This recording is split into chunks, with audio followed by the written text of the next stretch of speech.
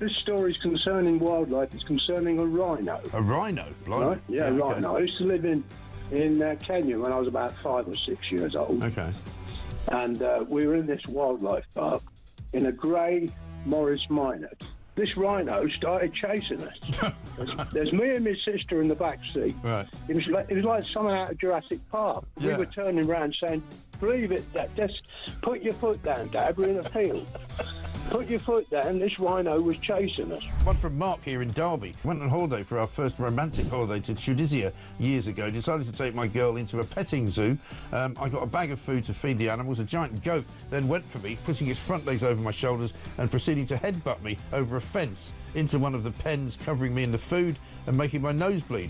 I got out of the pen, then the goat and all his mates attacked me again, sending me running and screaming like a girl out of the zoo, with my girlfriend rolling with laughter on the floor. A tarantula climbed up the bottom of the bed on the sheet. Yeah. And it walked all the way up. It's eyeball to eyeball. Wow. And I thought to myself, what am I going to do when it climbs over my face? But then a miracle happened. It raised its 2 front legs and waved them around. And then it turned around and walked down the side of the sheet. Boris Johnson been attacked by an ostrich. The former PM was enjoying a safari trip with his family when the bird leaned into his car and went oi oi and pecked his hand. In footage shared online, he quickly jerked from the ostrich, don't dirty minds, away from the ostrich, and shouted, "Oh, Christ, get hell," before driving off. And so I just set it out there. Have you been attacked by an animal?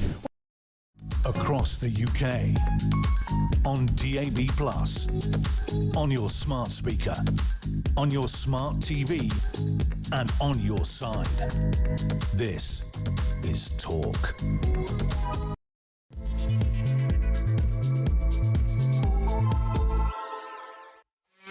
There you are. Good evening and welcome to the Political Asylum right here on Talk. I'm Kevin O'Sullivan and I'll be with you all the way to 10 o'clock. Stand by for 3 powerhouse hours of breaking news, challenging views and dazzling debate. Get stuck in.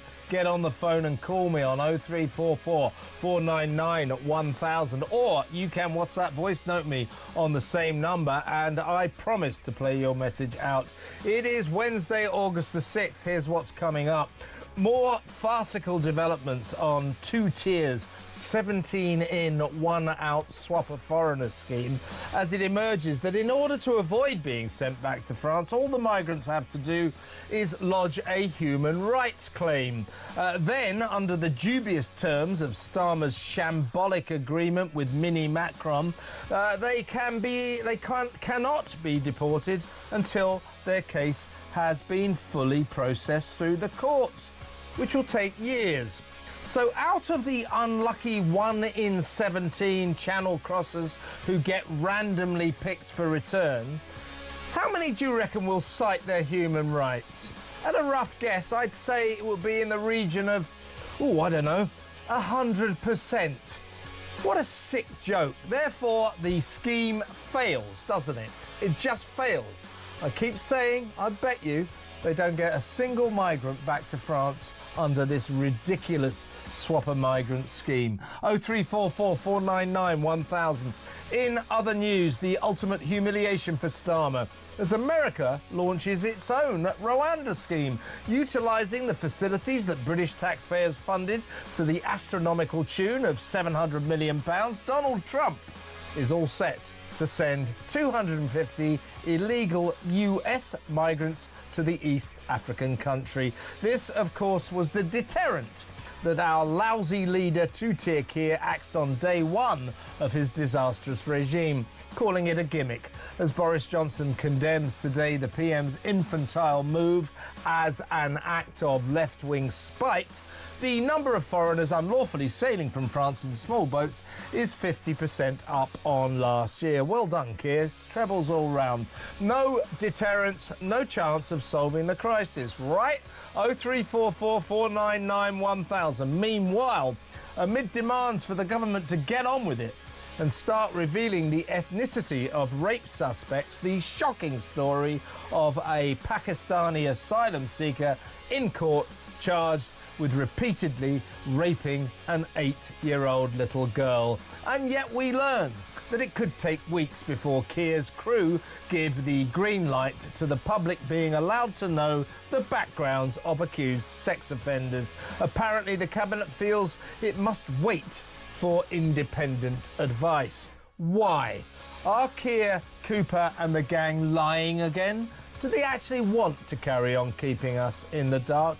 I think they do. 03444991000. Also, dire warnings from that Rachel from Accounts and her appalling mishandling of the economy has left a gaping 50 billion black financial hole that will force her to break her solemn promise not to raise taxes and hit us all with a massive 5p hike on income tax. Isn't that special? 03444991000 and more droning dross from Starmer on his ill-advised pledge to recognise Palestine as a state. The fun-loving Prime Minister laid out his betrayal of Britain's ally Israel in a characteristically exciting interview on Channel 5. We'll show you a bit of that later. You have been warned. 03444991000. Plus, fury as Yvette Cooper, her again, is accused of blocking an independent investigation into allegations of rape.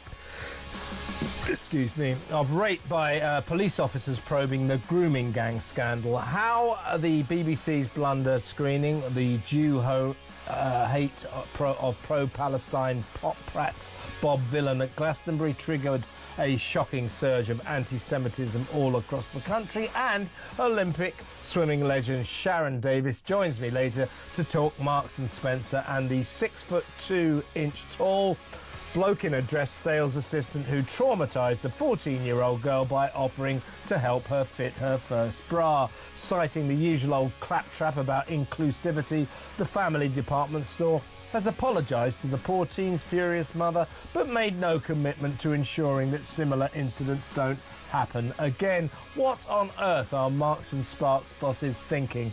03444991000. And finally, Bill Clinton subpoenaed to testify about his penchant for accepting the dubious hospitality of his late pedo pal Jeffrey Epstein, and the strange case of the copper Corton film who insists he did not shout fascists at the Epping asylum seeker hotel protesters, but in fact called them flashes, which doesn't make sense. But hey, he's an officer of the law. He wouldn't tell a lie, would he?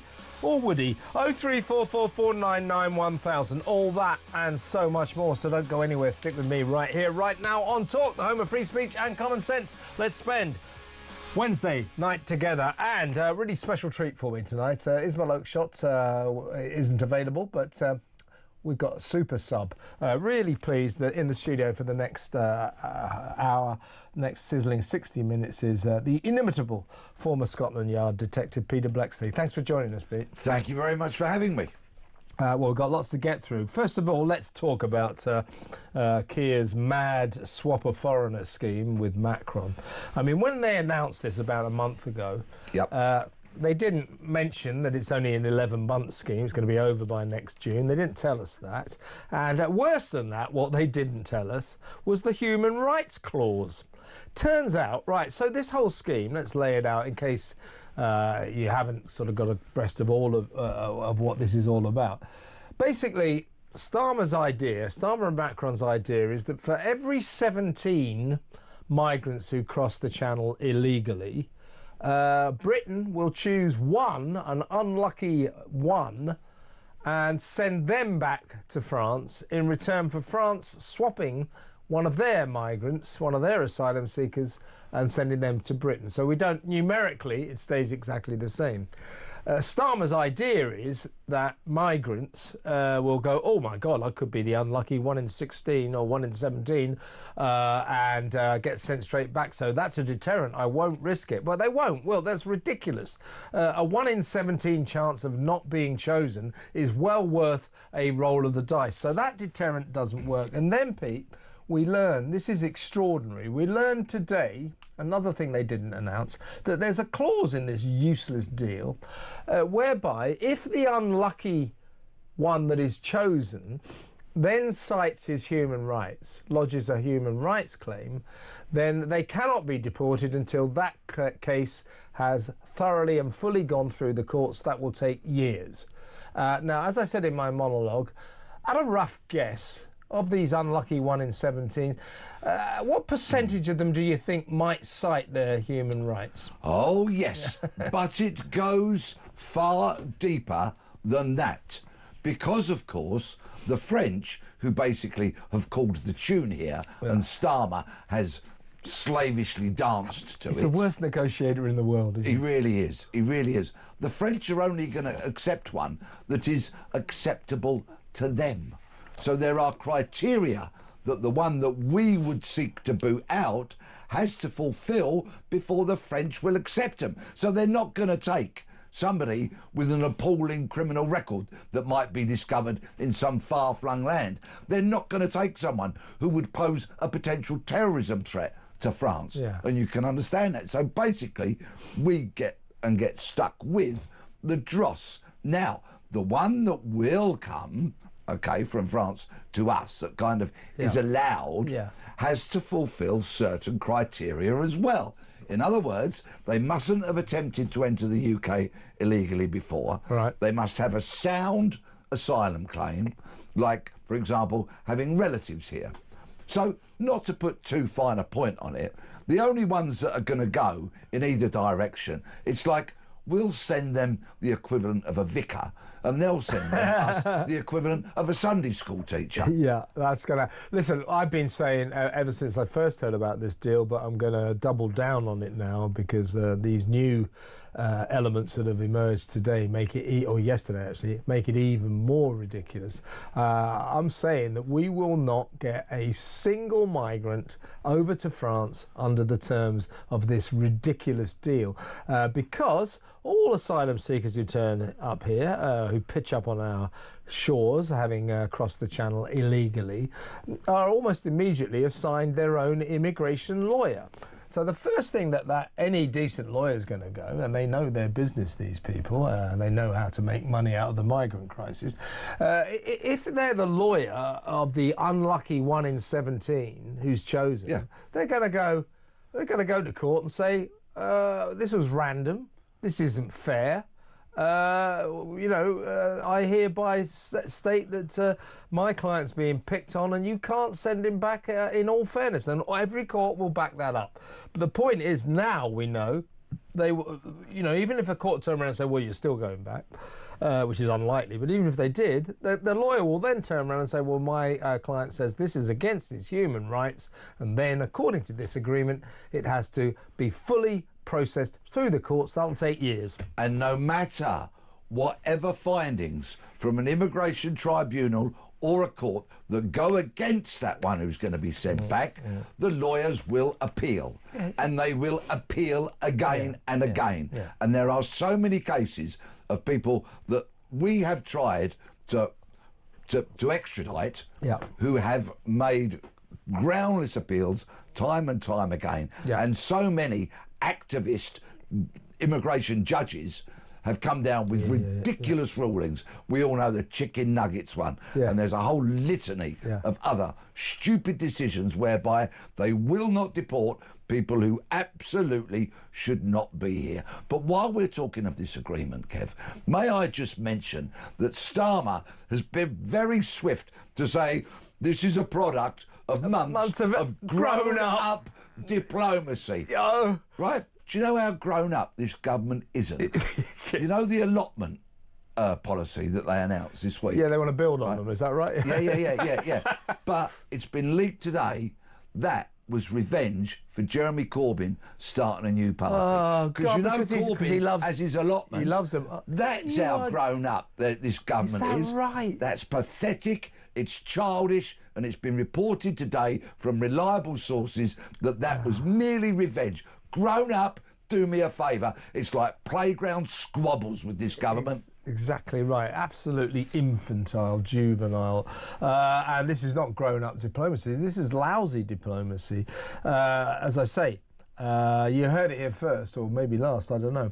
I'm telling you, I don't think we'll get a single migrant back across the channel under this scheme for the reasons that Peter and I have just laid out. It's a dog's dinner of a disaster in terms of a deal. It really is ridiculous. And by the way, let's talk numbers. I mean, numerically, it was always absurd because, you know, the real nature of the migrant crisis, Pete, is numerical. Yeah. We're getting too many people coming in. Yeah. This scheme, we just swap migrants. So numerically, we don't improve at all. We just keep the same numbers. So that's ridiculous.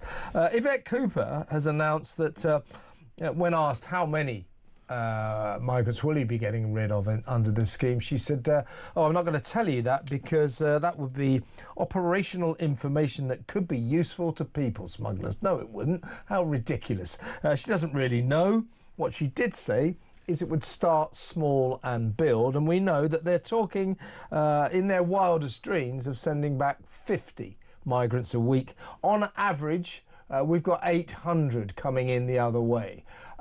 So this is ridiculous. It certainly is. But you know what, Kev? When it comes to the immigration crisis, this small boats thing is really like a tiny proportion of the hugely alarming numbers that we're getting. Look at last week's figures about the population increase of 700,000 in the last year, entirely made up of migration. We've not got a spike in the birth rate. Okay, people aren't suddenly having more babies. It's because of migration. 700,000 people are abusing the system. They are taking the mickey.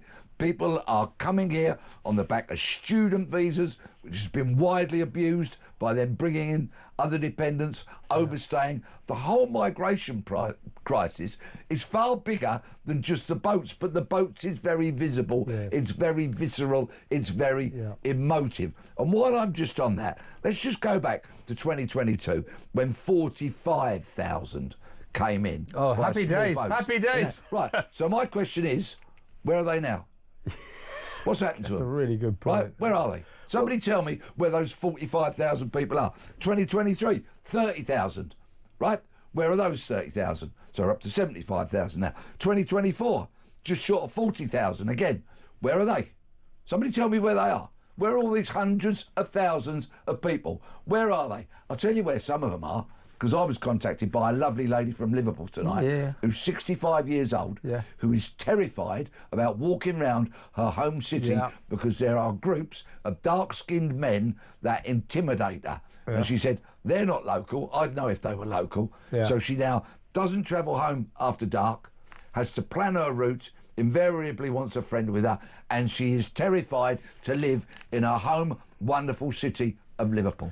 I tell you, it's a disaster. Chris Philps, the Shadow Home Secretary, called this one in. I mean, as I say, Starmer likes to call it one in, one out. It's actually 17 in, one out. But in the legal system, in the British legal system, what British justice is about, what most justice systems are about fairness. Fairness. And it quite clearly, palpably, self-evidently, is not fair to basically take a lineup of 17 migrants who've just pitched up on our shores, who in my view should be dispatched straight back to France, but that's another issue. But it's palpably not fair to just go, OK, eeny, meeny, miny, you're the unlucky one. It's like a TV competition show or something. So you're the unlucky one. Any lawyer, any lawyer will go straight into court and say to a judge, on what basis was my client chosen? It was random, wasn't it? That's not fair. And any judge will go, you're absolutely right. And if a judge, as I said earlier, this won't happen because judges will accept that it's not fair. If on the off chance that a judge did say that, the lawyer will turn around and say, well, in that case, this is against my client's human rights. I hereby lodge a human rights case claim, and that, under the terms of the one in, one out deal, means that has to go through the full process of the courts. That will take years. See what I mean? This this deal, it's just performative. They're headline hunting. That's all they're doing. Let's talk about fairness, shall we, Kev? Because I'm a huge fan of fairness. In fact, it is, as far as I'm concerned, a core, fundamental British value, a sense of fairness. It's why cases in the past, like the Birmingham 4, the Guildford 4, the Birmingham 6, Andrew Malkinson. It's like cases like that, when there are huge miscarriages of justice in the British system, get all the front pages and Brits feel rightly outraged about it. We like a sense of fairness. We really do. I'll tell you who this is unfair to. All this migration scandal. Yeah.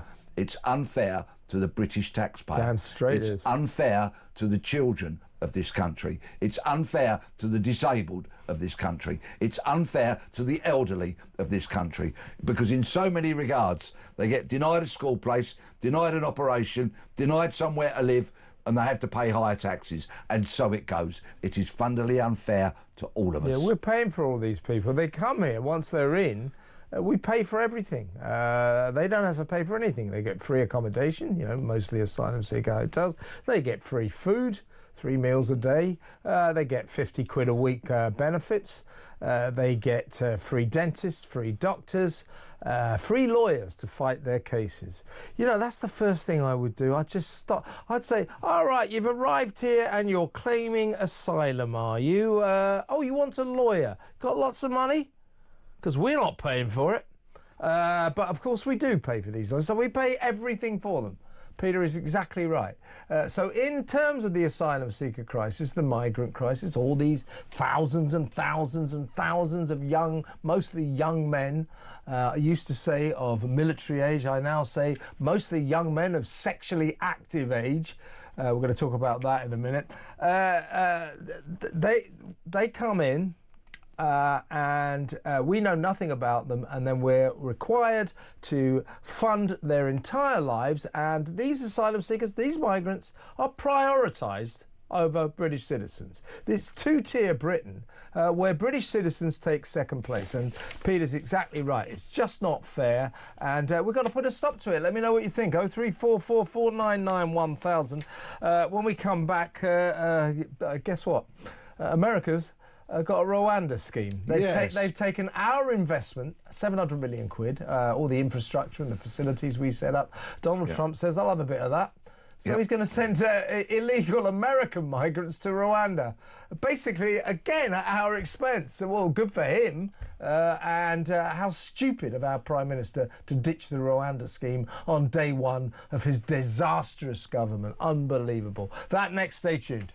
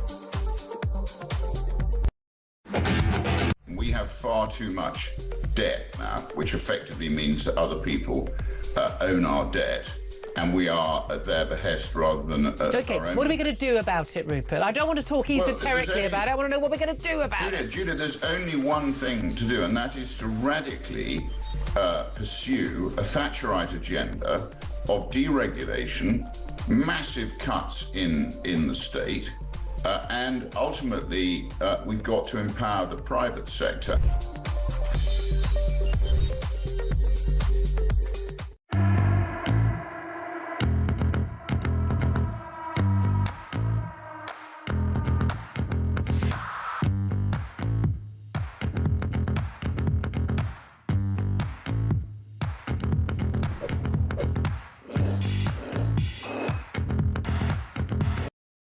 Across the UK, on DAB+, on your smart speaker, on your smart TV, and on your side. This is Talk. Peter Blexley, former police detective, of course, in the studio with me, just pointed out the essence of the scandal of the migrant crisis, the asylum seeker crisis. It is that while we pay for all these illegal foreigners who pitch up into our country, while we pay for every aspect of their lives, even their food, we are treated as second-class citizens. There's a thing called, I did a story last night, there's a thing called an HC2 certificate. They're supposed to be for very vulnerable, low-income British citizens to help them with healthcare. They are NHS certificates, and they provide for the holders of these certificates, they're called NHS free passes. Not quite free, but they provide free prescriptions, free dental work, free expenses to and from your appointments, even free wigs for people with alopecia and things, stuff like that. Yeah. It turns out that in the last 5 years, the NHS have issued 1,500,000, nearly 1,500,000 of them. Nearly 1 million of them, about 990,000 of them, were to asylum seekers, foreigners, who have never paid a penny in tax. So they're getting special treatment, free stuff at the NHS, and we're paying for it. Let me know what you think about all this, folks. 03444 991 It's just, isn't it, that we have to work hard, we have to pay our taxes, we have to pay for everything, like you do. That's what grown-ups do. We buy our own food, we put a roof over our own heads and all that, run our cars, whatever. They, the asylum seekers, 120,000 of them all over the country, whatever it is right now, they don't pay for anything at all. We pay for all of their needs, everything they need. What do you think about that? 03444 991 Let's quickly, Pete, let's talk about what I've framed as the ultimate humiliation for stupid Starmer. America has launched its own Rwanda scheme. Yep. So Donald Trump is cashing in on the 700 million quid that we spent over there setting up facilities. He's utilising the accommodation and facilities that were set up by Britain to send initially 250 illegal American migrants to that East African country. Let's, if you remember, this ridiculous man, Keir Starmer, on his first day as Prime Minister, when we made that huge national mistake of giving him the keys to number 10. Let's never make that mistake again, folks. You're forgiven this time, but don't do it again. He scrapped the Rwanda scheme and said it's a gimmick.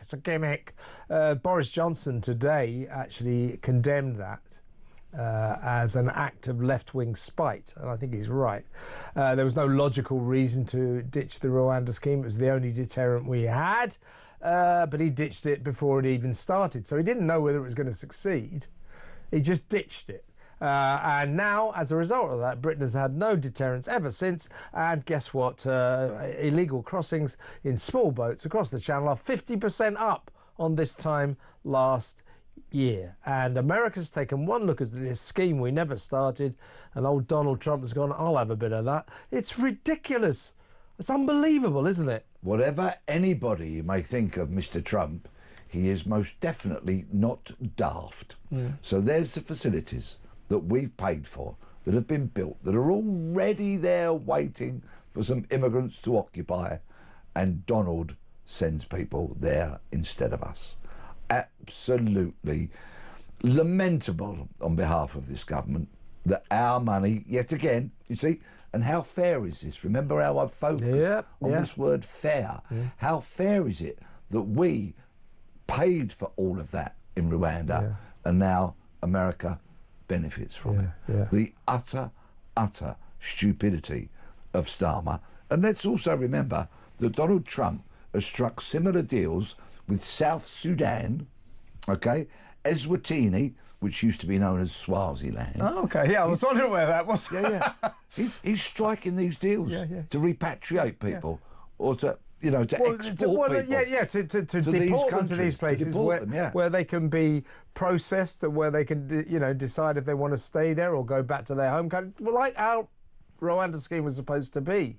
But him axing on day one, all these lefty Labour politicians are fond of saying it just didn't work. It didn't work. It didn't start.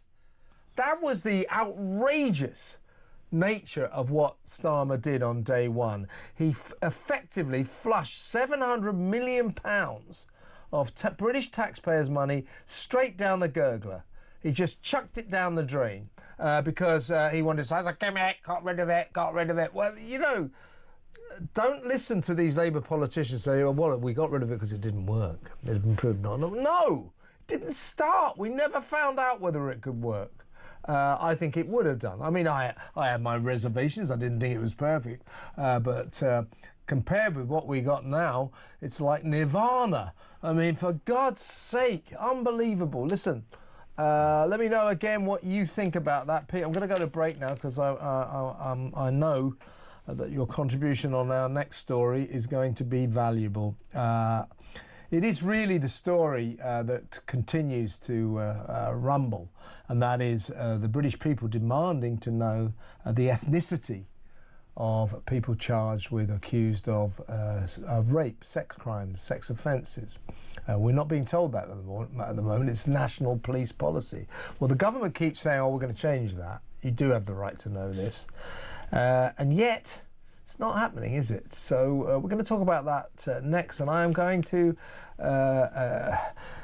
reveal to you a case, another one of these cases, that only underlines how important it is that local communities know about the backgrounds, the ethnicity of men in their communities charged with or accused of or even convicted of rape. It's very important. Basic safety, our right to know. We have a right to know this. The government says, oh, yes, you're right, you do have a right to know this. But they're not doing anything about it. We'll talk about that next, and I'll tell you about yet another horrific case that underlines why we must know about the backgrounds of men who are charged with rape and sexual assault. That next, stay tuned.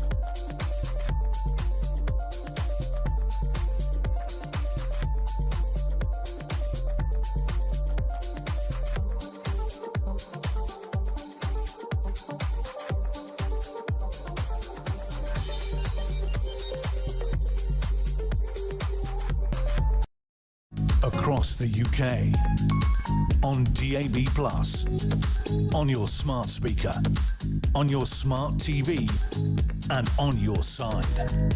This is Talk.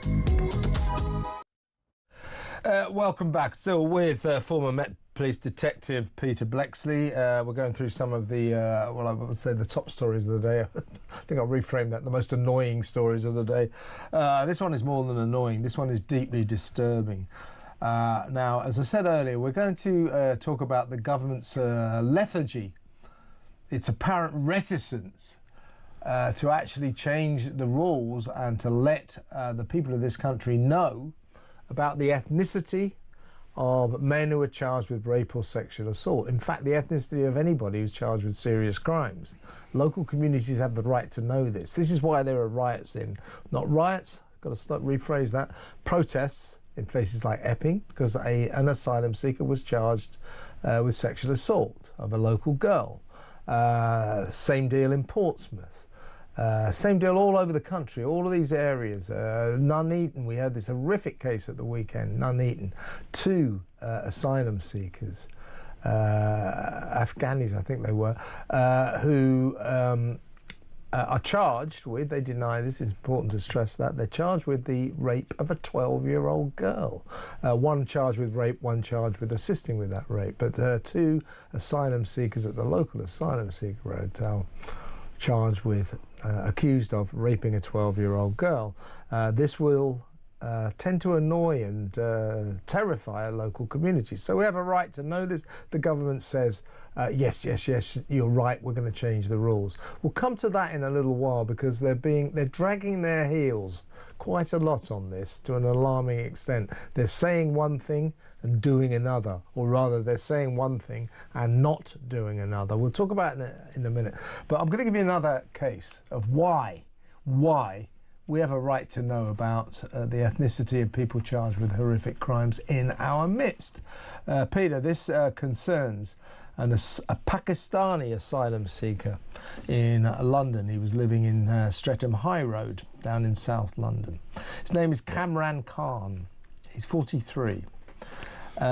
He appeared in court. He has appeared in court and pleaded not guilty, but he's charged with, at the Inner London Crown Court, of repeatedly raping an 8-year-old girl. The details are just horrific. I'm not going to impose them on you. This guy, Kamran Khan, appeared in court aided by an Urdu interpreter. Can't speak a word of English. He also pleaded not guilty, so he's to 2 counts of causing a child to watch a sex act, 4 counts of sexually assaulting a child, and 2 counts of causing a child under 13 to engage in sexual activity. His main charges are 2 counts of raping her. He's accused of repeatedly raping an 8-year-old girl, and he doesn't speak English. He's an asylum seeker. So you would think that the good people of that area had the right to know about this guy, this guy's ethnicity, and it's cases like this that highlight the demands from the British people. You've got to tell us. You're imposing all these asylum seekers, these migrants, on our communities, in these hotels, in these houses, all over the country. And then when they go off, and an alarmingly rising number of them commit these sex crimes, or these alleged sex crimes, I should say. Some of them have been convicted, but most of them, their cases are pending. Hitherto, the police policy, as it was in Nuneaton, Warwickshire Police, was not to tell the public the ethnicity of the suspects. Now, Starmer has said that the police must rebuild trust and be as transparent as possible in these affairs. That's pretty vague. Meanwhile, Yvette Cooper, she waded in. She's the Home Secretary, of course. Calamity Cooper, as we like to call her. She waded in by telling the BBC that local communities should have the right to more information on the ethnicity of those charged with serious crimes. So, why don't they just get on with it? Well, I'll tell you why they're not getting on with it. Because the Starmer and the Cabinet have let it be known that there could be a delay of weeks or longer while they consider independent advice. What does that mean? No, look, you know about court cases, Pete. I do too. Knowing the ethnicity of someone charged cannot in any way affect their subsequent court case, mainly because that fact will emerge on day one of the trial. So why don't they just get on with it? They don't need independent advice. I think this reveals a reluctance on their part to reveal the ethnicity of rape suspects because they fear that when local communities find this sort of thing out, they tend to rise up and stage rather angry protests. That's what it is, isn't it, in my view? Let's rewind less than 3 months to that joyous Premier League celebration parade of Liverpool Football Club through that city. And a person is alleged to have driven a car into a crowd of people. Do you remember that? Yes, of course. We all do. How can we forget? Of course we do. Of course we do. Within almost the blink of an eye, Merseyside police told all and sundry that the driver of that vehicle was a white British male. Yeah. There you have it, everybody. The hypocrisy of British policing and our politicians, perfectly summed up in one example. Okay, these cowardly senior police, right, they hide behind what they call College of Policing guidance. That lot, yeah. Right, the College of Policing, which anybody who has any experience of policing, past or present, and is courageous enough to tell the truth, will tell you it is an utterly discredited, woke, dangerously leftist, pathetic think tank that should be abolished. That's what it is. Yep. So when the government say consultation and the such like, it's with those kind of cretinous people that they're thinking of having conversations. But it could all change overnight. So much so that Andy Marsh, who is now the chair of the Police Inspectorate of Constabulary, right, used to be a chief constable, but now seems to have found his voice a bit more. Now he's head of the inspectorate. He says they should do it very quickly. They should start naming these people very quickly. Yeah. Well, how about tonight then? How about tomorrow with the very next case? That's what the head of the police inspectorate is saying, so do it. Exactly right. So this is what they're saying. Because Pete is right. All you need to do is it's a stroke of a pen by the Prime Minister. From now on, we reveal the ethnicity of all suspects, people charged with crimes. We reveal the ethnicity. However, and this is, as I said earlier, Starmer's sort of saying, yes, I think this is right. And Yvette Cooper was far more forthright. She said, yes, the public do have a right to know this, and we really do need to do something about this. Then we learned today that it may be weeks, it could be longer, while the Cabinet waits for independent advice. Well, they don't need this. So my suspicion is, Pete, that they're deliberately dragging their heels because actually they don't want us to know this. Because people don't go out and protest on the streets in January or February when it's freezing cold. So of course they'll push it back till the grip of winter. But when you were a cub reporter back in the day... Queen Victoria was on the throne in those days. I strongly suspect you were dispatched by an editor to the magistrates' court to spend a day there to get story after story after story. Unfortunately, court reporters are by and large a thing of the past, but none of this would happen now if we still had court reporters. If every magistrates' court had somebody sitting in there, they would see the defendant in the dock. They'd hear about their background given as the brief facts were given to the magistrate. They could give a description of them. They'd write down the names. They'd know the addresses. All of this would happen. Justice is supposed to be open. It is supposed to be open. So when the government says we're having consultation, no. Justice is supposed to be open. And when we had court reporters, this situation wouldn't have arisen because we'd have known everything. So don't give us your lies, Starmer. Don't give us your obfuscation. Get on with it now. Yeah, they can do it. Peter is exactly right. They can do this right now. And when they say, oh, we've got an independent advice, it's because they don't really want us to know the ethnicity of people accused of rape, because they fear, because they treat us like children, that we'll all, have hissy fits and stage riots. And by the way, when we're talking about these protests outside asylum seeker hotels, let's just remember that so far there's been one hell of a lot of them, and they've all been peaceful. Remember that. Remember that. Now, there may be forces at work who don't want them to be peaceful, who want to turn them into ugly riots, but so far that hasn't worked. But if the government carry on not telling us the ethnicity, or getting the police not to tell us the ethnicity of people charged with rape and sexual assault, local communities have a habit of finding these things out. And then you've got two problems. One, the actual fact of the matter. Oh my God, we've got an asylum seeker in our midst who's been charged with the terrible rape of a local woman. People furious about that. And then there'll be... Child. Yeah, and then a child, 8-year-old child. Then they'll be even more furious that the police tried to keep the ethnicity a secret. Do you see what I mean? Let me know what you think about this, but I don't trust this government. I think they don't want us to know the backgrounds, the nature and the ethnicity of people who are charged with rape. And when we find out that the rapist, or the alleged rapist, is a resident of our local hotel, our local asylum seeker hotel, we'll get very angry. It happened in Portsmouth. In Portsmouth, there was a massive crackdown. The councillors, local officials, police told not to reveal that the man charged with the rape of a local woman was a resident at the local asylum seeker hotel. It's called the Royal Beach Hotel in Southport, if you want to know. Then people found out that's a recipe for disaster. Keeping secrets in what is supposed to be a free society, a free Western democracy, is not a good idea.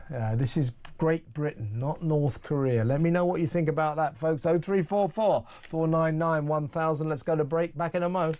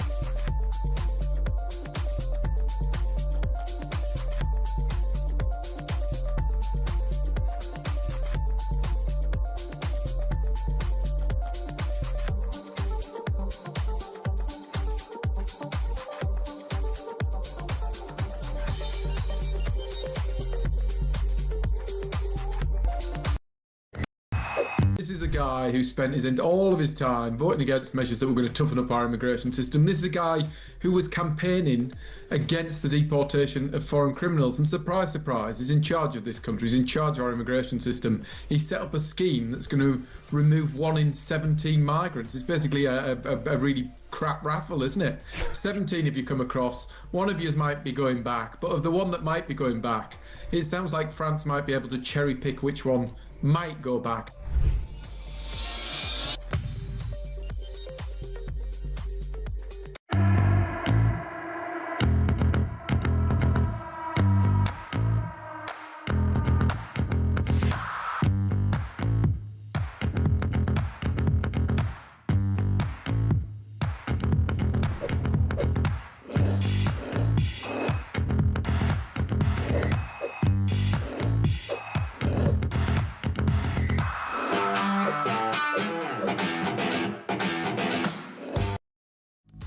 across the UK. On DAB+, on your smart speaker, on your smart TV, and on your side. This is Talk. Welcome back. We're going to talk. I'm still with Peter Blexley, former Met Police detective. We're putting the world to rights now. We'll talk in a second, Peter, about Rachel from Accounts.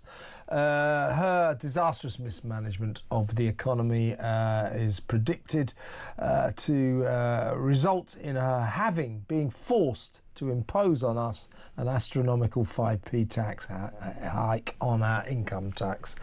This is a firm prediction from the National Institute of Economic and Social Research, which stressed, a very respected organisation, they know what they're talking, which stressed that fiddling around the edges won't be enough, and that if Reeves is to stick to her sacred fiscal rules, she will be forced to pile on a massive 5p onto our income tax. This, of course, will be a breaking of her solemn promise after her horrible £40 billion tax raise last October, when she said there'll be no more tax hikes. So it looks like she's almost certainly going to break her promise. Before we get to her, though, old Keir Starmer's been giving another one of his interviews, Peter, and it's to Channel 5. It's terribly, terribly exciting. Of course, he's going on about toxic masculinity or something, but he was talking to Channel 5, and they did manage to get him to talk about Palestine, his ill-advised plans to recognise Palestine as a state. So here he is. Take it away, Prime Minister. To be really clear on my position on Hamas. They're a terrorist organisation. They should release the hostages straight away, and they should play absolutely no part in the governance of Palestine at any point. I've been very clear in my mind on Hamas. No part in any future government. Those hostages have been held a very, very long time in awful circumstances, unimaginable circumstances. And Hamas is a terrorist organisation, and that's why I'm really clear about Hamas. And that's not a new position. That's not something I set out last week when I dealt with recognition. That's been my long-standing position. We do, alongside that, have to do all that we can to alleviate the awful situation on the ground in Gaza. We need aid in at volume and at scale. You can see the images of starvation. The British public can see it, and there's a sense of revulsion at what they're seeing, and they want this government, quite rightly, to do everything we can to include, to do as much to get aid in, working with other countries as we can.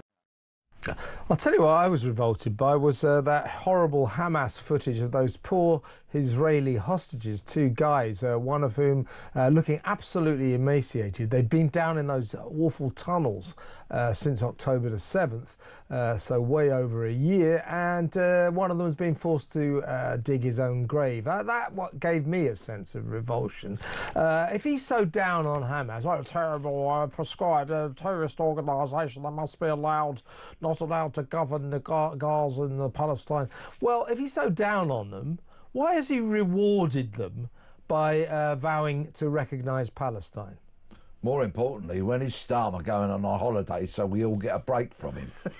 I mean, really, and I'm not being... the images from the Gaza Strip are just truly, truly horrific. And when he said, this is where he displays his absolute naivety, because he's an ideologist, he's not a realist. When he says Hamas should take no part in the running of Palestine, hello, they do. Yeah, and, right? And they will. Yes, and they are very, very pervasive, and they are a terrorist organisation, but their tentacles have become sown so deep into every aspect of life in Gaza that the Israelis have been unable to expunge them, despite well, they're the official government. They're the official government there, and so they're not going away any time soon. Which is why Israel are still trying to destroy them. And any organisation, any terrorist group that takes hostages and uses them as a bargaining tool, in my view, deserves to be wiped off the face of the planet. Absolutely. And when Starmer chose to follow that pathetic little pipsqueak Macron by recognising Palestine, he says it's actually a pledge to recognise Palestine in September unless Israel agrees to a number of demands. I'm sure Netanyahu will spend a lot of time worrying about what Starmer is demanding that he'll do. He won't pay any attention to it at all. So it's a threat. So when he said Britain will recognise Palestine, Hamas responded by saying, oh, this is brilliant, this is one of the fruits of October the 7th. Starmer is rewarding Hamas for what they did on October the 7th. It's a disgrace. Well, he shows his unworldliness and the fact that he's manifestly unfit for office. And who is he? Let's look at Starmer's background, right? Good question. Who is Keir Starmer? When people talk about Director of Public Prosecutions, right, human rights lawyer, essentially you're talking about a civil servant, right? Yeah. That's essentially what he was. And he ended up being a very senior. He's a grey man, a little servant. pen pusher, technocrat. He's not worldly. He's pushed paper around. Yeah. He's stacked paper. Absolutely. He might have, might have ordered somebody to get some more paper clips or staples or this, that and the other. But that's essentially what he is. He's not been a worldly man, say, for example, of the business world, or say, for example, being out there in any other kind of sphere where you meet the public all the time, where you engage with the public, where you are liked by the public and they tell you about their everyday issues. No, he's been a civil servant in an office, and that's what you get. That's exactly what you get. So let me know what you think about Starmer's latest declaration, doubling down on his vow to recognise Palestine. You know, first of all, how do you recognise a pile of rubble? It looks as if actually that his pledge to recognise Palestine might be against international law, his sacred international law. But Hamas love it. So why are we doing something that Hamas like? Seriously. 0344 499 1000. People got about a minute left, as I was saying before we moved on to the always depressing topic of Keir Starmer. Rachel Reeves, according to the National Institute of Economic and Social Research, will have no choice but to hit us at her next budget with enormous income tax rises. They say she has no choice. Her mismanagement of the economy has caused a £50 billion black financial hole, and the only way she can fill that is by taxing us. She's going to break her promise, isn't she? That is quite something, isn't it? Do you remember the 22 billion black hole that she banged on about endlessly for months? That was the Tories. Well, they got their own one now. They got their very own financial. Well, they've managed to double that and some. Hey! I mean, really, what an achievement. Who would have thought it of a Labour government? Yeah. But on a far more serious note, if she puts 5p on income tax, that will be the equivalent of the Tories' poll tax. People will take to the street and it'll finish them. They won't go full term. It'll finish them. Yeah. But as I say, the National Institute of Economic and Social Research, they're not cowboys, they're not fly-by-nights. This is a serious organisation. And of course she's been making noises about fiddling around the edges, you know, how she can, you know, raise this money by other methods. And they said, no, that will not be possible. If she's to stick to her sacred, beloved fiscal rules, they say she has no choice. She will be forced to pile on 5p onto our income tax. That's enormous, as Peter says, a recipe for social unrest, I think. Let me know what you think about that. 0344 499 1000. Big thanks to Peter Blexley, former Met detective. Great hour, Peter. Thank you, mate. Thank you for having me. After the break, we'll be joined by Rakib Eason, Dr. Rakib Eason, to discuss the weird outbreak, a surge of massive anti-Semitism that apparently occurred, unfolded after the Bob Villan anti-Semitic incident at Glastonbury. Very, very weird. We'll talk about that next. Stay tuned.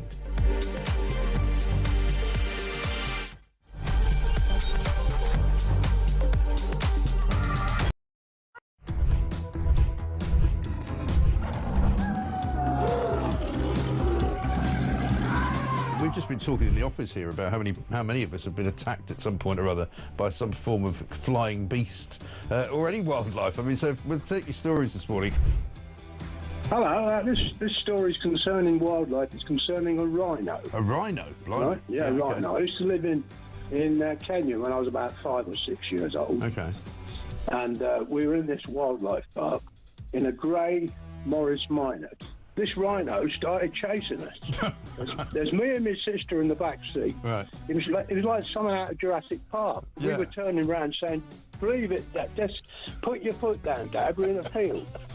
Put your foot down." This rhino was chasing us. One from Mark here in Derby. Went on holiday for our first romantic holiday to Tunisia years ago. Decided to take my girl into a petting zoo. I got a bag of food to feed the animals. A giant goat then went for me, putting its front legs over my shoulders and proceeding to headbutt me over a fence into one of the pens, covering me in the food and making my nose bleed. I got out of the pen, then the goat and all his mates attacked me again, sending me running and screaming like a girl out of the zoo, with my girlfriend rolling with laughter on the floor. A tarantula climbed up the bottom of the bed on the sheet. Yeah. And it walked all the way up.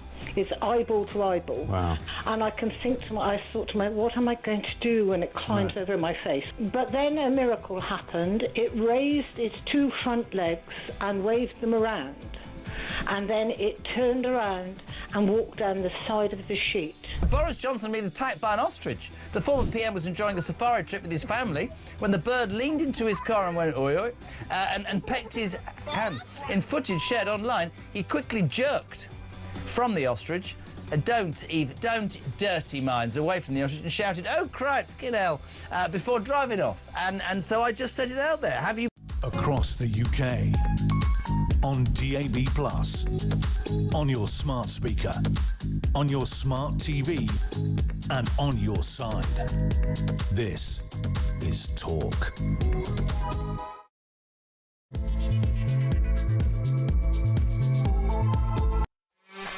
Welcome back. Well, that was 60 sizzling minutes with the inimitable Peter Bleksley, and for the next 30 minutes, 30 thrilling minutes, there you go, a bit of alliteration for you.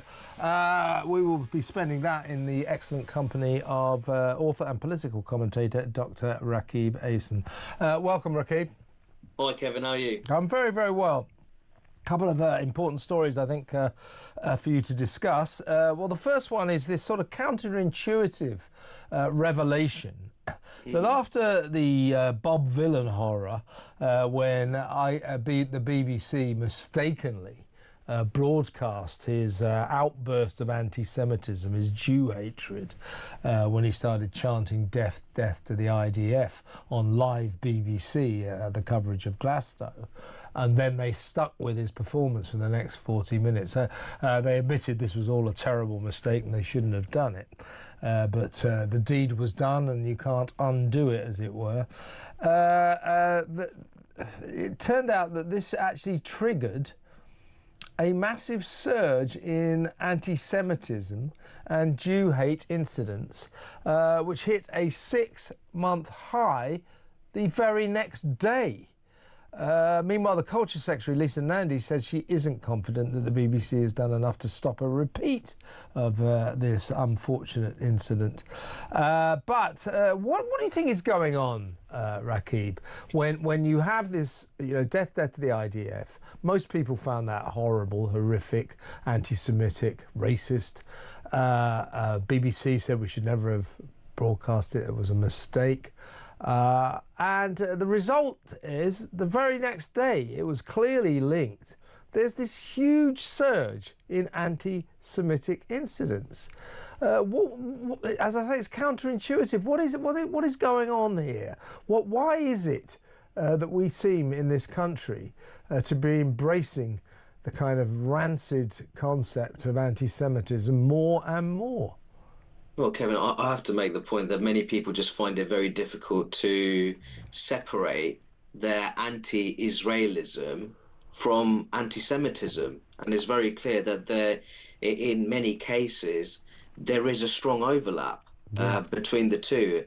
And I think that's a real weakness of the pro-Palestine movement, if truth be told. Now, I think that the current Israeli government can be criticised in a variety of ways, the Netanyahu-led government. But I think all too often that's descended into all kinds of conspiracy theories, which are decidedly anti-Semitic.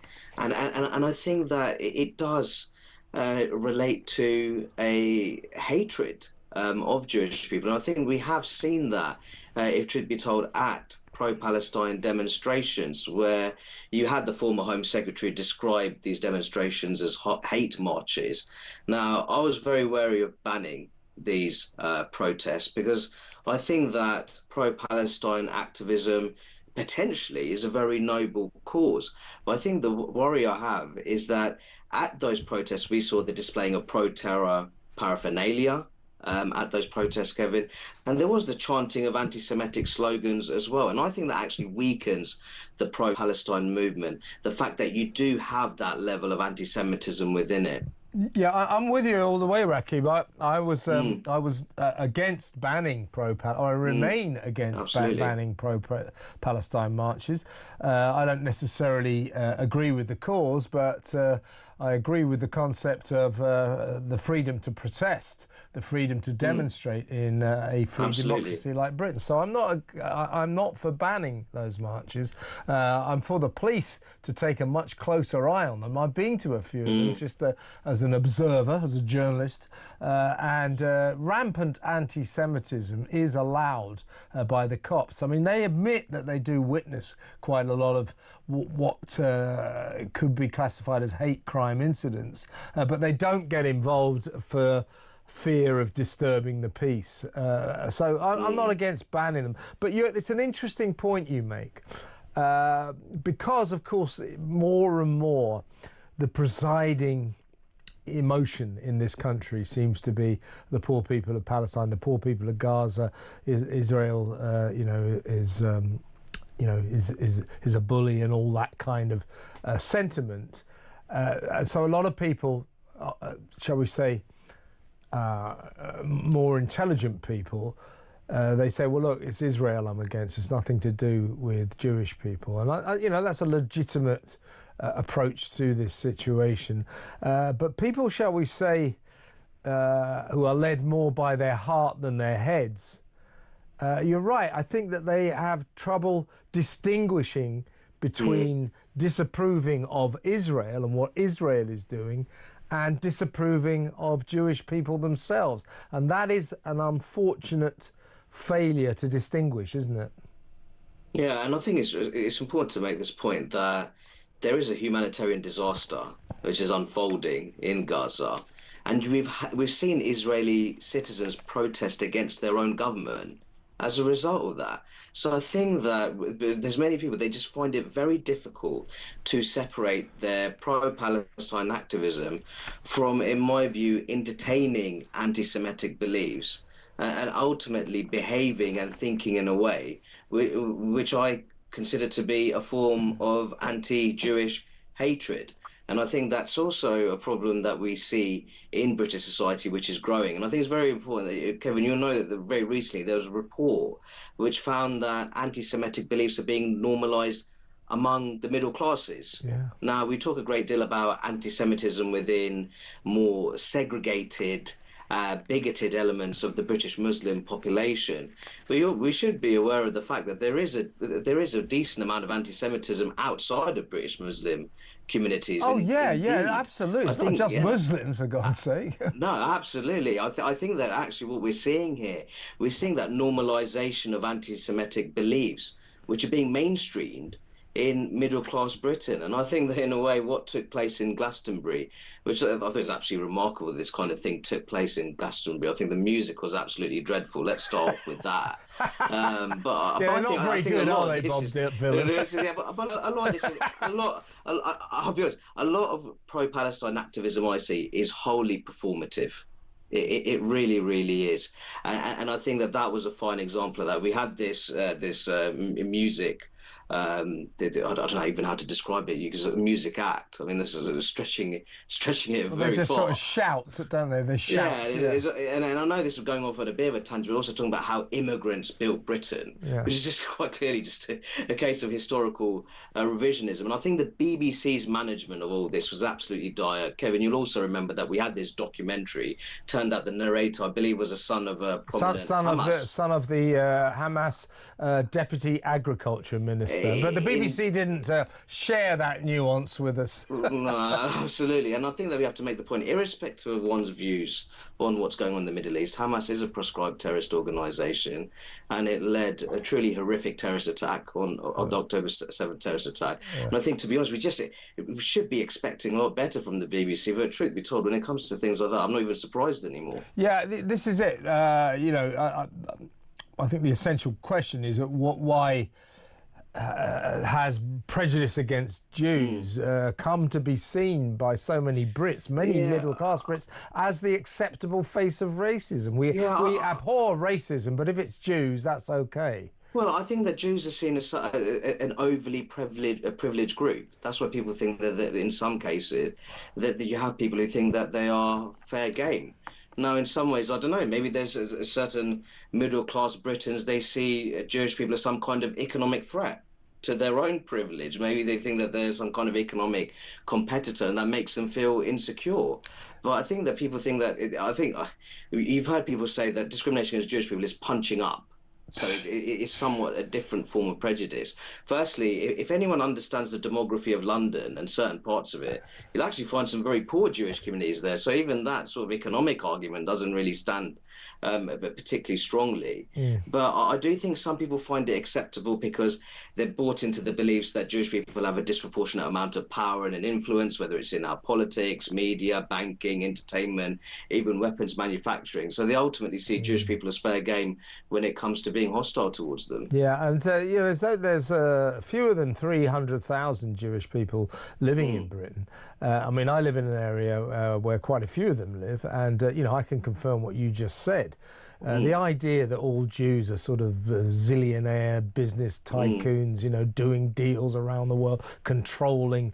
That's an anti-Semitic caricature in itself. Yeah, it's just nonsense. It's nonsense. A lot of them are, around where I live, a lot of them are markedly poor. It's just nonsense to say that. But you talk about this sort of weird syndrome where the middle classes in this country have come to find it acceptable to be anti-Semitic, to be sort of haters of Jews. And I'm just wondering whether or not the BBC isn't at the epicenter of that. They're the driving force of this. Now, as I said earlier, Rakib, Lisa Nandy has been in discussions with the BBC ever since the Bob Villan debacle, and she said that that after months of talks or many weeks of talks, she said she isn't confident that the broadcaster has put in place robust processes to prevent a similar incident. Now, I don't think that the BBC, there's no doubt about it. If you look at their coverage of the Gaza conflict since October the 7th, it has been outrageously pro-Palestine and anti-Israel, to the extent that when people level charges against the newsroom of the BBC of anti-Semitism, I can certainly see what they're talking about. There is an anti-Semitic strain at the BBC, and I'm wondering why that is, and what we can do about it, because that could be, as I say, the driving force of why we have this, the scourge of a sort of surging anti-Semitism problem in this country. Well, I think that the main problem with the BBC, which is our national public broadcaster, is that there's far too many people within the organisation who fail in their duties in terms of providing balanced and fair coverage. And I think that quite often what you find is that the BBC is blamed from all sides of a variety of arguments for not being fair. And I think the BBC often says that, well, actually, that just proves that we are being fair and we are being balanced. But I think actually what that really shows is that I think that the quality of the coverage, in my view, in many cases, has been quite poor. And I think that when you saw that scandal with the documentary, this is just, it's such a basic error. This should have been sorted out. And I think that to put out a documentary where the narrator is the child of a prominent official of a proscribed terrorist organisation by the Home Office, I think that tells you how far gone the BBC is, actually. Yeah, how far gone. That is the phrase that we should use. And as a lot of people have sort of observed, that so if there was proper governance going on when Bob Vylan hit the stage, because you know what the BBC's like at Glastonbury, it films sort of 24/7, for about 8 million hours over 4 days. It's obsessed with Glastonbury. It's because it's where all the middle classes go to pretend they're not middle class for 4 days. I always had this idea that what they should do with Glastonbury is get everyone in there. They can have a great time. Just lock the gates and don't let them out. And then you got rid of the 200,000 worst people in Britain. But that's just my theory. No, I find it bizarre the way they cosplay as working class rebels. I just find it. Yeah, you know what I'm saying. It is a bunch of middle class executives pretending they're hippies, and it's kind of. I'm glad they have a good time, but it's not for me. But to go back to the Bob Vylan incident. Now, there are BBC executives watching this every second. Now, the problem here is that anybody doing their job properly, when they heard somebody shouting, that's outrageously anti-Semitic, outrageous Jew hatred, death to the IDF, they should have pressed the button right away, taken it off air. Why didn't they? A lot of people say because they basically agreed with the sentiment. That is the BBC for you. I think that is a problem. They didn't quite spot the horror of what Bob Vylan chanted. Yeah, I think that it's an important point you make there, Kevin. Even if they feel that way, they still have their duty as members of the BBC to acknowledge the fact that there'll be many people within the British public who simply don't want to be exposed to that when they're watching Glastonbury or just watching their television in general. So I think that what you have to do, everyone has their beliefs, everyone has their principles, everyone has their values, absolutely fine. But I think the problem is that there's far too many people, it appears to me, far too many people within the BBC, they can't separate their beliefs from their duties as a member of the BBC and how to carry out those responsibilities. And they can't carry out those responsibilities without their beliefs interfering with how they carry out their professional duties. Then in my view, they shouldn't be in the BBC. Absolutely. The essence of the problem at the BBC is this, Rakib, and I know this because I know a lot of people who work there who are not anti-Semitic, but they do not see, they do not agree that the BBC has an anti-Semitic problem, and they do not agree that the BBC's coverage of the Gaza conflict has been biased in favour of Palestine. They don't agree with that. Now, that is bizarre. That's absurd. And the most dangerous journalist in the world is a biased journalist who doesn't understand, doesn't believe that they're biased.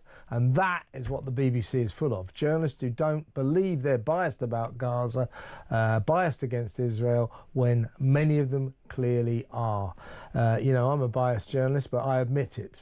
Well, that's the point. It's not the BBC either. You're not the BBC. I'm not the BBC, and I've got this feeling. I've got this feeling that you won't be seeing me on the BBC anytime soon. No. Just but a vague hunch. Just to make this final point, I'm sure you remember as well when we had those BLM demonstrations where dozens of police officers were injured. Yeah. We saw it at the BBC on their Twitter/X account. Yeah. They were largely peaceful. Yeah. I think that gives you a real indication of the kind of bias which exists within the organisation. Absolutely right. Absolutely right. Now, we're going to go to break now, Rakib, and when we come back, we're going to discuss a really, in my view, very disturbing story that emanates from the ever-disturbing rape gang scandal. It's about the coppers who've been accused of raping some of the victims and the lack of activity on that front. We'll talk about that next. Stay tuned, folks.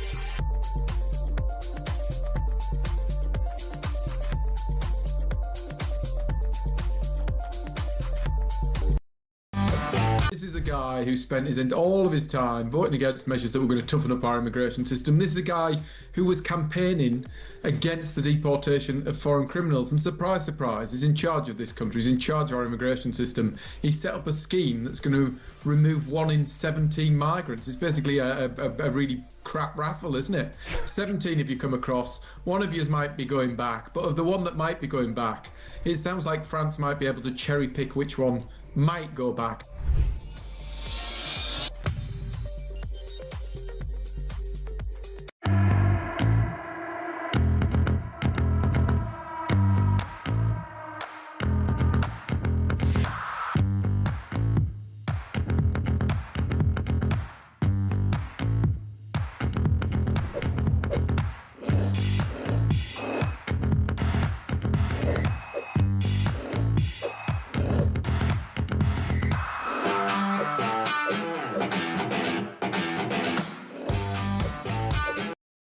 Across the UK, on DAB+, on your smart speaker, on your smart TV, and on your side.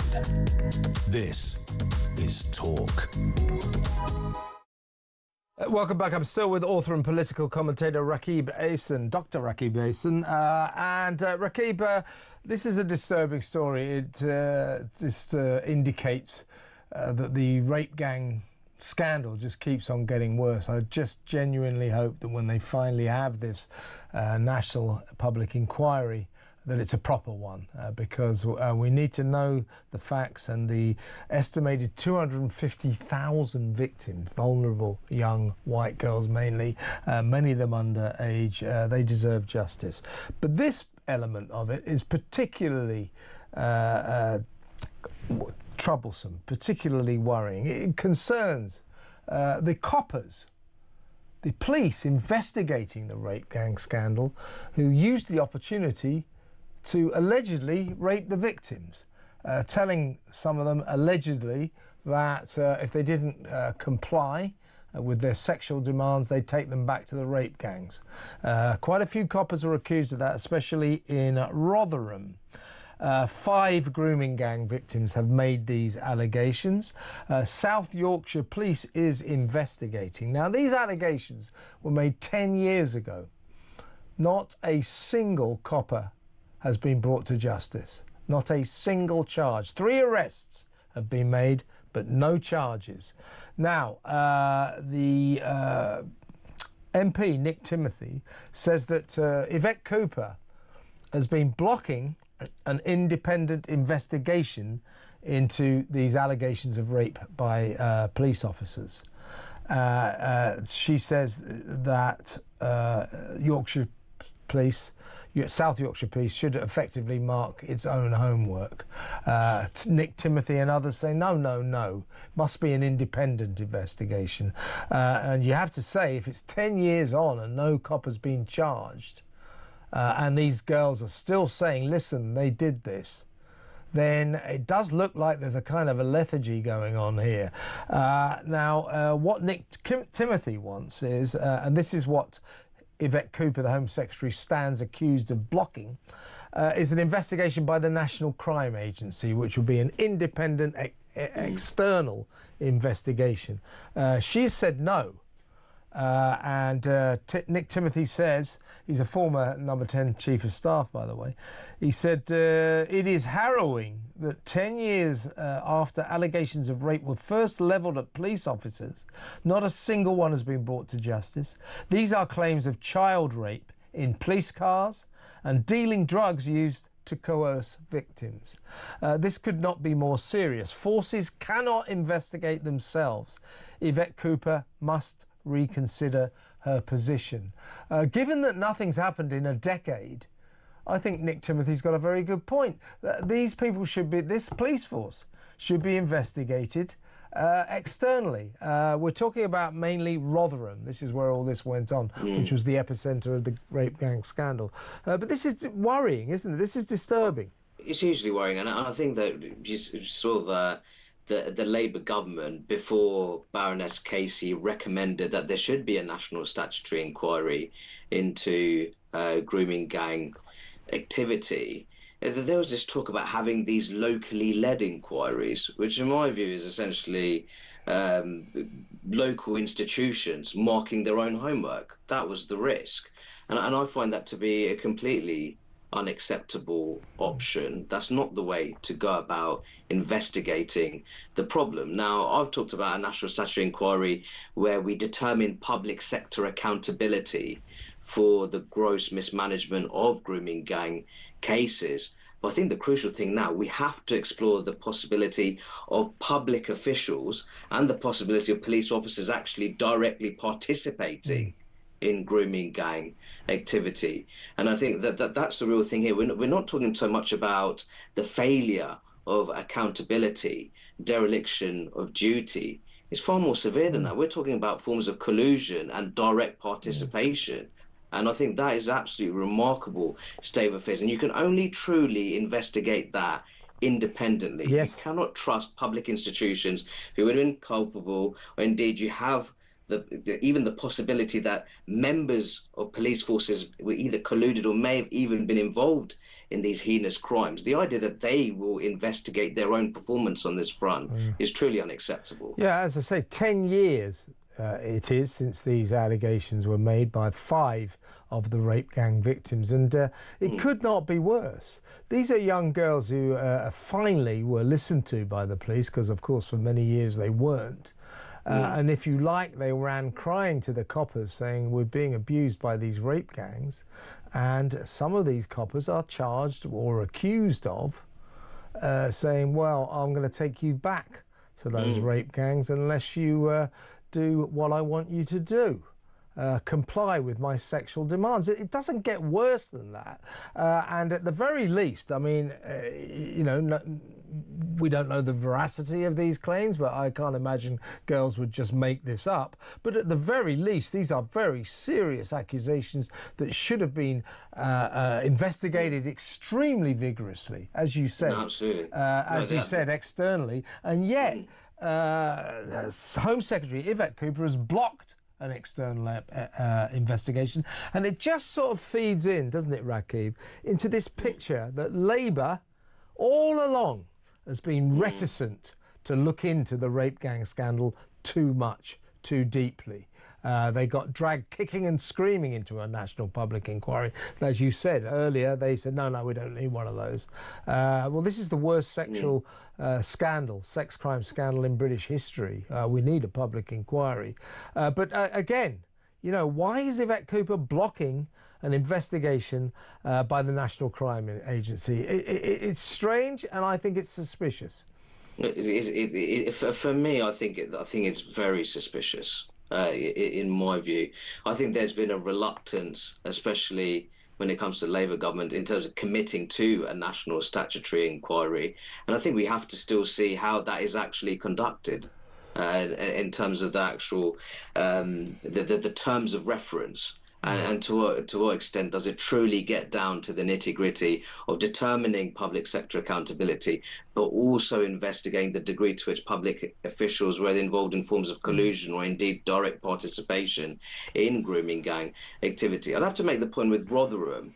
If I remember correctly, since Rotherham Metropolitan Borough Council was created, Labour has always been in control of that council. And I think a lot of it actually is that Labour, ultimately, it's an act of self-preservation in terms of being very reluctant to investigate cases of grooming gang abuses, because all too often it's happened within Labour-controlled authorities. Yeah, and you know, Starmer said no until Baroness Louise Casey's report came out a couple of months ago. He said, oh, I read that and I realised we did have to do it. Well, I don't believe that. I said Jess Phillips today saying, well, I know I was against a national inquiry, but when I saw Louise Casey's report, then I changed my mind. I realised then that we did need one. As if the Labour government, Labour cabinet minister, the Prime Minister, Jess Phillips and the rest of them, if their attitude is to be believed, they were the only people in Britain who didn't realise how serious the rape gang scandal was. It's a crock of crap. You cannot believe a word these people are saying. Labour does not want us to look into this.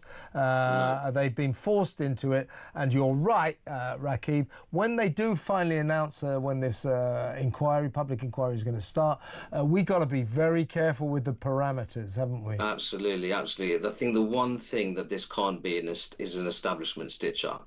That's absolutely the case. I've even argued for the possibility of having a non-British judge, because I think that in some ways, you look at the various grooming gang scandals which are taking place across the country, it involves various organs and levels of the British state. So I'm even thinking that along with having a foreign chair, we have an international panel of experts sitting on the inquiry, because I think you need that level of distance from the British state. And I think that's a sorry state of affairs, really, when we're looking to structure the inquiry that kind of way.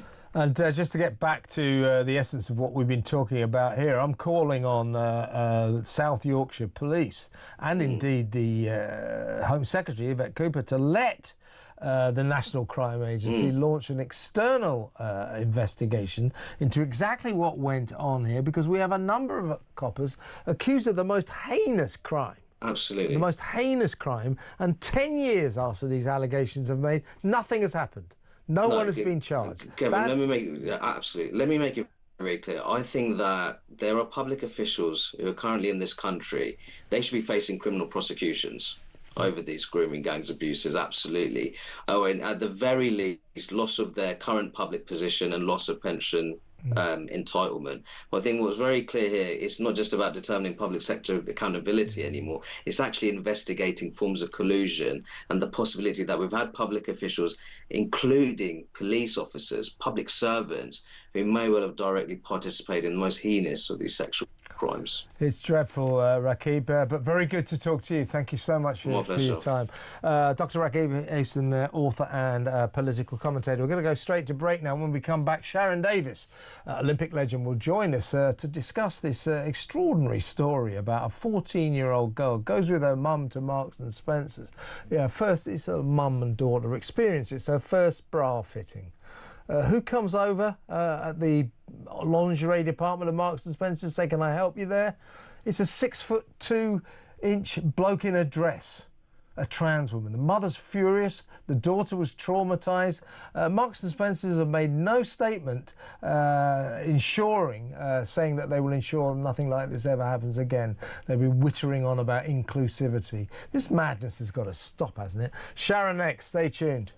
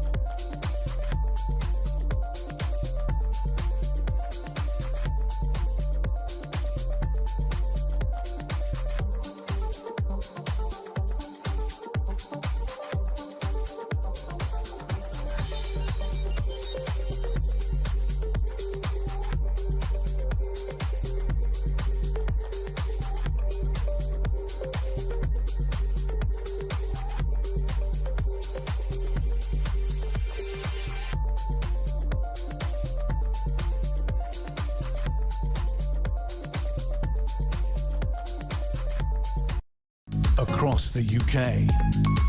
On DAB+, on your smart speaker, on your smart TV, and on your side. This is Talk. Welcome back. Breaking news. Donald Trump is to meet Vladimir Putin face-to-face as soon as possible, maybe next week.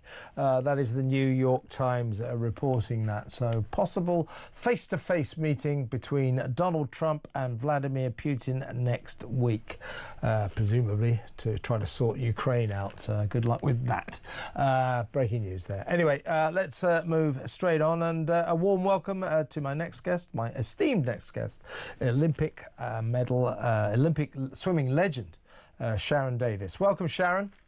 Evening, Kevin. How are you? I'm very, very well, but I'm a bit worried about this story, and I'm sure I saw you tweeting about it quite rightly. I mean, when are these department stores, when are these companies going to learn? This is the story. This is one of those moments, a mother and daughter moment. A 14-year-old girl and her mum go to Marks and Spencer's, to the lingerie department. She's 14. It's her first bra fitting, one of those special mum and daughter moments. So she goes through the bras, and an assistant comes over to say, "Can I help you with that?" It was a 6'2" biological male, a bloke in a dress. The girl was traumatised. The mother was furious.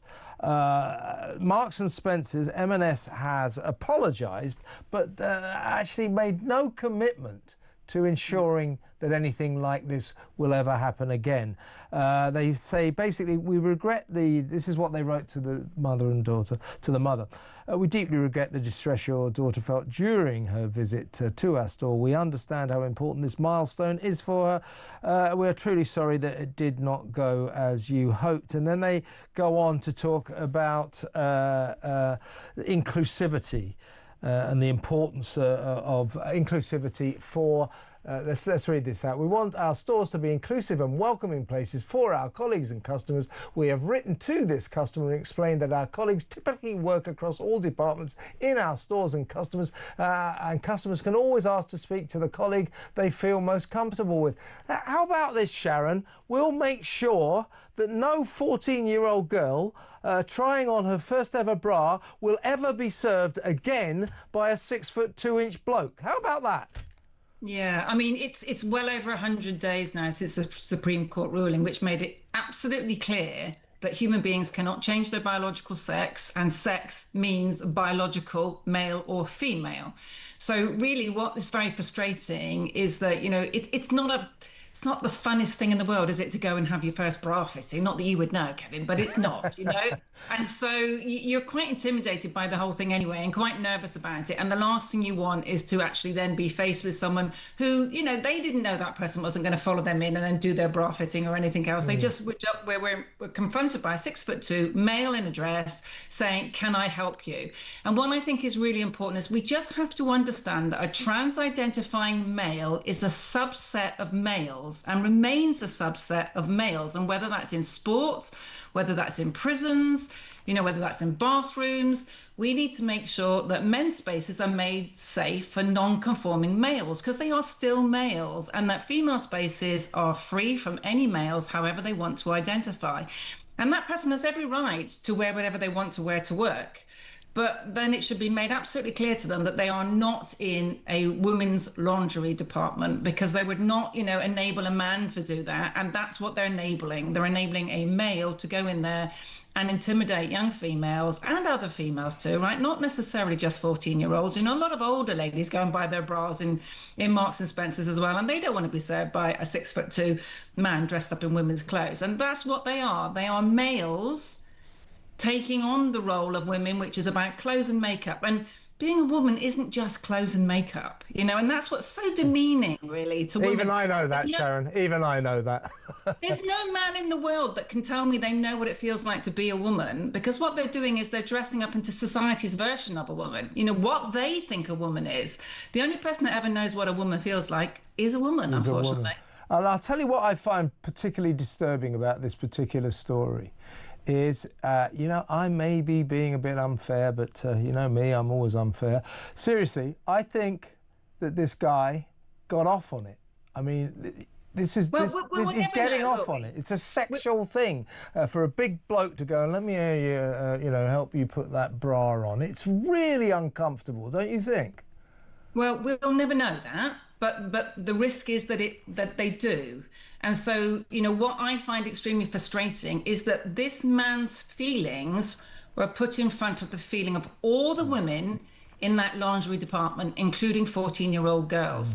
And that's what they've got to stop doing. You know, they've got to start putting the reality of biological females in front of the feelings of a few men who think they have the right to be in a place where they don't have a right. And that's, you know, we can accommodate everybody in this world, but I don't understand why women are so disposable, whether it's, you know, their dignity or whether it's their sports or whether it's their voice or their opportunities and awards or places on, you know, on boards or whatever it is. But somehow women's rights have gone backwards over the last 10 years, and we're having to claw it back, you know, one thing at a time. The law was made extremely clear. It was not changed in April. It was just made clear. And what I don't get is why these companies, these organisations are still dragging their feet and not actually doing what they need to do. So unfortunately, we've got no option other than to start suing constantly. But, you know, it's very frustrating because it's very expensive, and it means we have to sort of crowdfund, and, you know, we have to find people that are prepared to put their neck on the line. But, you know, we're doing that. You know, we had a very good one just recently with women's pool. And so it's been made very clear now that actually something like pool is a gender-affected sport. Well, if pool can be a gender-affected sport, then pretty much every sport out there is gender-affected. So, you know, we will be coming for you if you're not going to protect your female athletes at every level, not just at elite, you know, at every single level. Every level of female athlete deserves to have their fair sporting space. Absolutely. Good for you, Sharon. J.K. Rowling. I mean, by the way, this is Marks and Sparks. This is the family store. What are the bosses of Marks and Sparks? What are they thinking? What do they think they're doing? Silly, Kevin, is that we know categorically that go woke means go broke, doesn't it? You only have to look at the Jaguar campaign recently. I mean, absolute atrocious. Then you've got Bud Light, you know, that used Dylan Mulvaney to advertise, you know, their product. Then they used Nike to advertise women's bras with Dylan Mulvaney. All of these things have been a disaster. At some point, you'd think these organisations would work out this is not what the general public want. And there was a very, very clear Gov poll just recently which showed that the vast, vast majority of the general public are not on board with this. You know, they want the reality of biology to be in plain space. They want everyone to have their rights, absolutely everyone to have their human rights, and they want everyone to be able to live safely. But they do believe that biology is real, as most of us do, and that women deserve to be protected. Are you backing J.K. Rowling's call for women to vote with their wallets and, you know, not shop at Marks and Spencer's unless they come out? Well, I would, if I was a woman, well, I kind of back it anyway. I would suggest that what women should call for from Marks and Spencer's is a pledge that they won't allow anything like this to ever happen again. They're not making that pledge. Yeah, I mean, Marks and Spencer's actually came out not very long ago and said that, you know, changing rooms of your choice. You know, they were somebody that was extremely loud about that. So, you know, you could be changing next to some autogynephilic middle-aged man who gets turned on by wearing women's clothes in the changing room right next door to you, you know, in a women's changing room. And women are very frightened of this. So what happens is they self-exclude. They buy their clothes and they go home and try them on. They don't go to the sporting class anymore, you know, because they don't complain, because most of them are actually quite intimidated by the whole thing. They just self-exclude, and that's not right. So Marks and Spencer's need to stand up for their female customers, who I would imagine are a very big section of their customers, and just say we're going to protect your rights based on the law, which was clarified in April of this year. Talking of which, Sharon, let me get your view on this. Some of my audience felt I was being a bit hard-hearted last night because I was a bit surprised to see Nigel Farage a couple of days ago sitting beside a nice lady who's a regular guest on Talk called Vanessa Frake. She's a former prison governor, and she has now been appointed Reform UK's prisons czar. Now, she announced that she was against a blanket ban on trans women, blokes in dresses, serving their sentences in women's jails. So I said, well, I don't think that's Reform UK policy. It isn't, actually. No, they have backtracked, haven't they? Quite a lot. It isn't there. So I said last night, a lot of people said I was too half, because I got all these messages. And Anne Widdecombe, who is part of Reform, said, oh, well, you know, it's not a blanket ban. There will be exceptions with people who've had surgery and so on and so forth. And I went, no. There cannot be exceptions, Kevin. That's the problem, you know, because doing it on a one-to-one basis or a case-by-case basis just doesn't work. And also, these are still biologically male, right? No matter what surgery they've had, no matter what clothes they're choosing to wear, you know, every day, these are still a subset of males. And there are lots of vulnerable males in male prisons that need protection. There are a lot of gay men that, you know, that constantly, you know, have a very tough time in prison.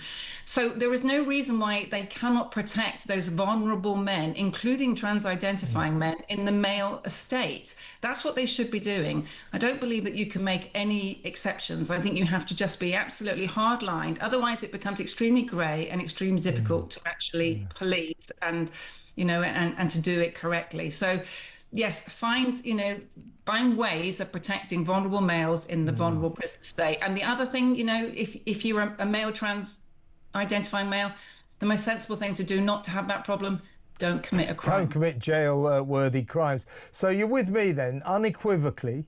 We don't let biological males of any form into women's jails because surgery or not. It's the same with sport, isn't it? Yeah. You know, you can't turn around and do a case-by-case basis in sport. None of these things can you do a case-by-case basis in sport, because there is going to be numerous court cases and you know, claims brought to say that wasn't fair, and it would just go on and on and on. We have to be extremely sensible and very honest and straightforward about this, so that we can actually police it and enforce it in a sensible way. And that is to say that no males will be in women's sport, no males will be in female prisons, no males will be in women's private changing rooms, toilets, you know, but we need to make sure that we look after those, you know, vulnerable, non-conforming men in men's spaces. That's what needs to be done. It's not a woman's problem to deal with these men. It's a man's problem to deal with them. Yeah, and surgery or not, the Supreme... If you put a biological male, whether or not they've had surgery, into a woman's jail to serve their sentences, that is against the Supreme Court ruling. So it's unlawful. I happen to know that Reform UK agree with us, but a couple of their spokesmen have said otherwise in the last couple of days. They need to get their story straight. They really do. They really do. But I do know that I do know they agree with us. But they keep sending out people who, shall we say, portray a confusing message. But you don't, Sharon. Great to talk to you, as always. Thank you so much for your time. That's Olympic swimming legend and medalist, of course, Sharon Davis. Let me know what you think about that. Marks and Spencers, for God's sake. 03444991000. Next up, we're going to talk about Bill Clinton. He's going to be made to testify to a congressional committee about his penchant for accepting the dubious hospitality of his pedo pal, Jeffrey Epstein. That next. Stay tuned.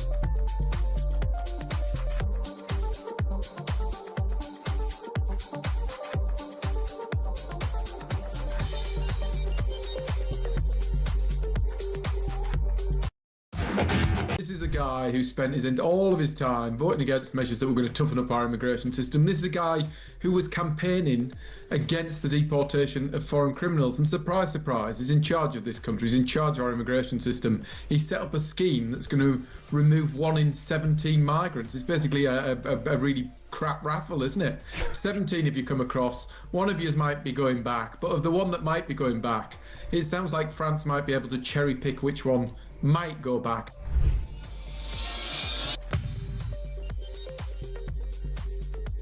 We have far too much debt now, which effectively means that other people own our debt, and we are at their behest rather than at OK, our own. what are we going to do about it, Rupert? I don't want to talk esoterically about it. I want to know what we're going to do about it. Julia, there's only one thing to do, and that is to radically pursue a Thatcherite agenda of deregulation, massive cuts in the state, and ultimately we've got to empower the across the UK, on DAB+, on your smart speaker, on your smart TV, and on your side.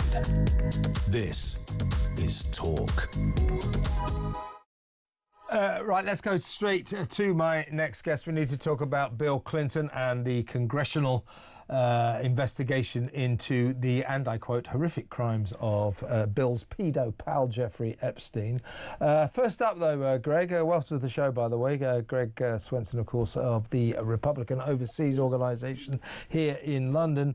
Donald Trump, just breaking news, Donald Trump is to meet Putin face-to-face as soon as next week. This is being reported by the New York Times, so it's probably not true. But seriously, let's give them the credit, the benefit of the doubt for once. Peace in our times? I don't know, Kevin. By the way, it was reported in the Wall Street Journal as well, so I don't trust the New York Times either. But it did make the Journal. I'm often suspicious of the formerly great Wall Street Journal too. But yeah, I think there's obviously there's a chance, and I think it's important to President Trump. He's been trying to end this war. He's doing the best he can. It hasn't been easy with Putin, continuing to ignore peace offers or ceasefire offers, and when he keeps bombing civilians in Kyiv and other cities. So I think it's a really difficult challenge, but this is probably a step in the right direction with Steve Witkoff being spending the day at the Kremlin, and hopefully there's some progress. Interesting times. Well, let's talk about this congressional investigation into, as I said before, this is a quote, the horrific crimes of Bill Clinton's pedo pal Jeffrey Epstein. Now, both Bill and Hillary Clinton have been served with subpoenas to testify before Congress, and Clinton, should be a painful experience for Bill Clinton, because he was reported to have regularly enjoyed Epstein's shady form of hospitality and to have dined with the suspicious young girls who inhabited old Epstein's notorious Caribbean getaway, which was nicknamed Pedo Island. Now, this latest move, it's seen as a ploy by, shall we say, the Trump skeptics among the Republicans to pressurise the Attorney General into Pam Bondi into releasing all of the Epstein files. But before we get to that element, we haven't got long, Greg, but the delicious prospect of Bill Clinton squirming in front of a congressional committee, I can't wait. That's going to be TV gold, isn't it? Yeah, it could be, Kevin. But remember, he is a pro at avoiding any sort of questions. You remember, what's the definition of is, and I did not have sexual relations with that woman, Miss. I mean, it's just. He's really good at this, or he takes the fifth, and I'm sure Hillary has that option as well.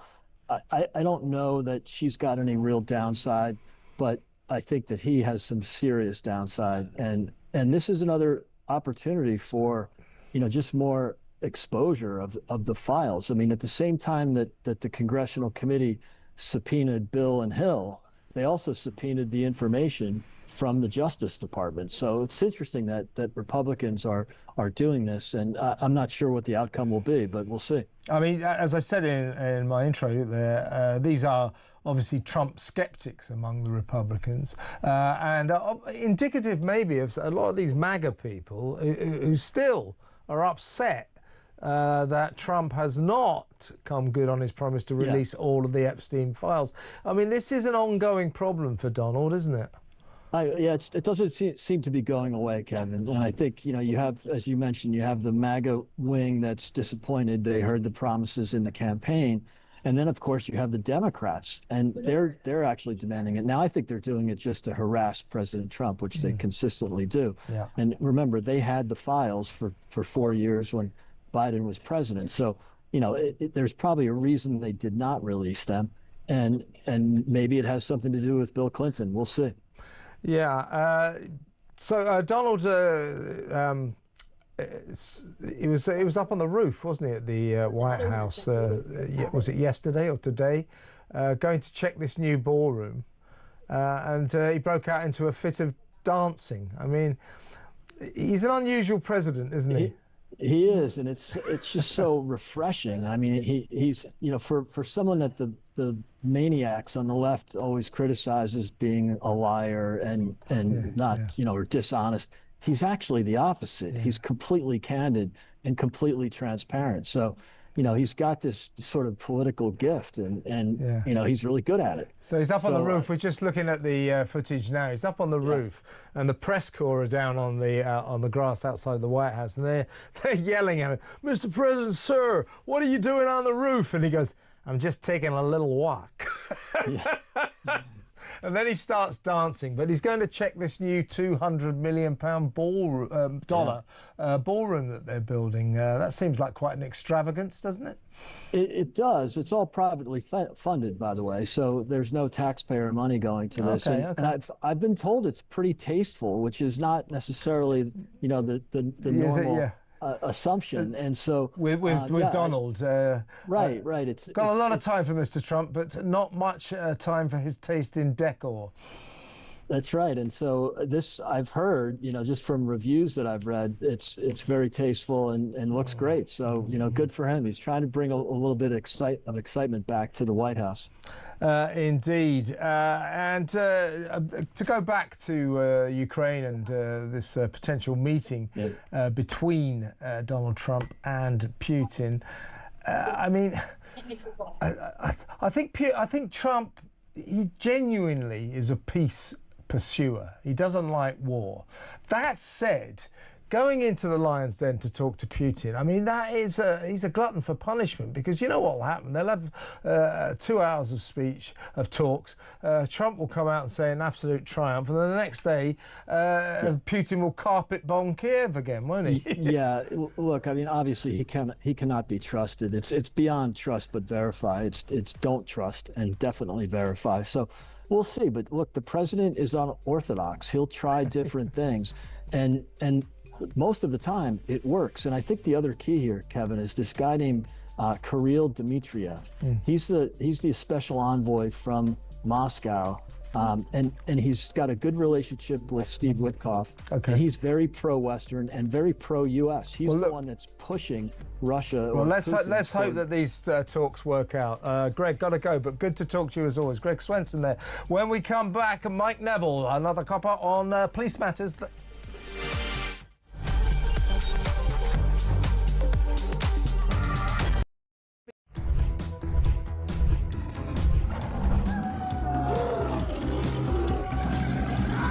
We've just been talking in the office here about how many of us have been attacked at some point or other by some form of flying beast or any wildlife. I mean, so we'll take your stories this morning. Hello, this story is concerning wildlife. It's concerning a rhino. A rhino? Right? Yeah, okay. rhino. I used to live in Kenya when I was about 5 or 6 years old. Okay. And we were in this wildlife park in a grey Morris Minor. This rhino started chasing us. There's me and my sister in the back seat. Right. It was like something out of Jurassic Park. Yeah. We were turning around saying, "Believe it, Dad. Just put your foot down, Dad. We're in a field. put your foot down, this rhino was chasing us. One from Mark here in Derby. Went on holiday for our first romantic holiday to Tunisia years ago. Decided to take my girl into a petting zoo. I got a bag of food to feed the animals. A giant goat then went for me, putting its front legs over my shoulders and proceeding to headbutt me over a fence into one of the pens, covering me in the food and making my nose bleed. I got out of the pen, then the goat and all his mates attacked me again, sending me running and screaming like a girl out of the zoo, with my girlfriend rolling with laughter on the floor. A tarantula climbed up the bottom of the bed on the sheet. Yeah. And it walked all the way up. It's eyeball to eyeball. Wow. And I thought to myself, what am I going to do when it climbs over my face? But then a miracle happened. It raised its two front legs and waved them around. And then it turned around and walked down the side of the sheet. Boris Johnson been attacked by an ostrich. The former PM was enjoying a safari trip with his family when the bird leaned into his car and went oi oi and pecked his hand. In footage shared online, he quickly jerked from the ostrich, don't dirty minds away from the ostrich, and shouted, "Oh, Christ, get hell," before driving off. And so I just set it out there. Have you been attacked by an animal? When I was about 7, says Trevor. Across the UK, on DAB+, on your smart speaker, on your smart TV, and on your side. This is Talk.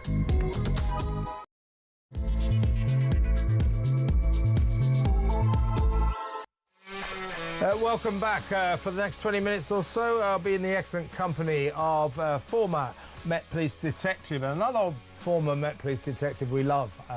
We're not that keen on the current ones, but we love the former ones. It's the great Mike Neville. Hi, Mike. Yeah, good evening, Kevin. Well, listen, I want to talk, a series of police issues that we need to discuss, but very curious story going on at the moment, folks. So you've seen all these demonstrations, these protests outside the Asylum Seeger Hotel in Epping in North London, Essex, because the local community very upset because one of the asylum seekers in this hotel, the Bell Hotel it's called, has been charged and is in custody actually with sexually assaulting a local girl, a young girl.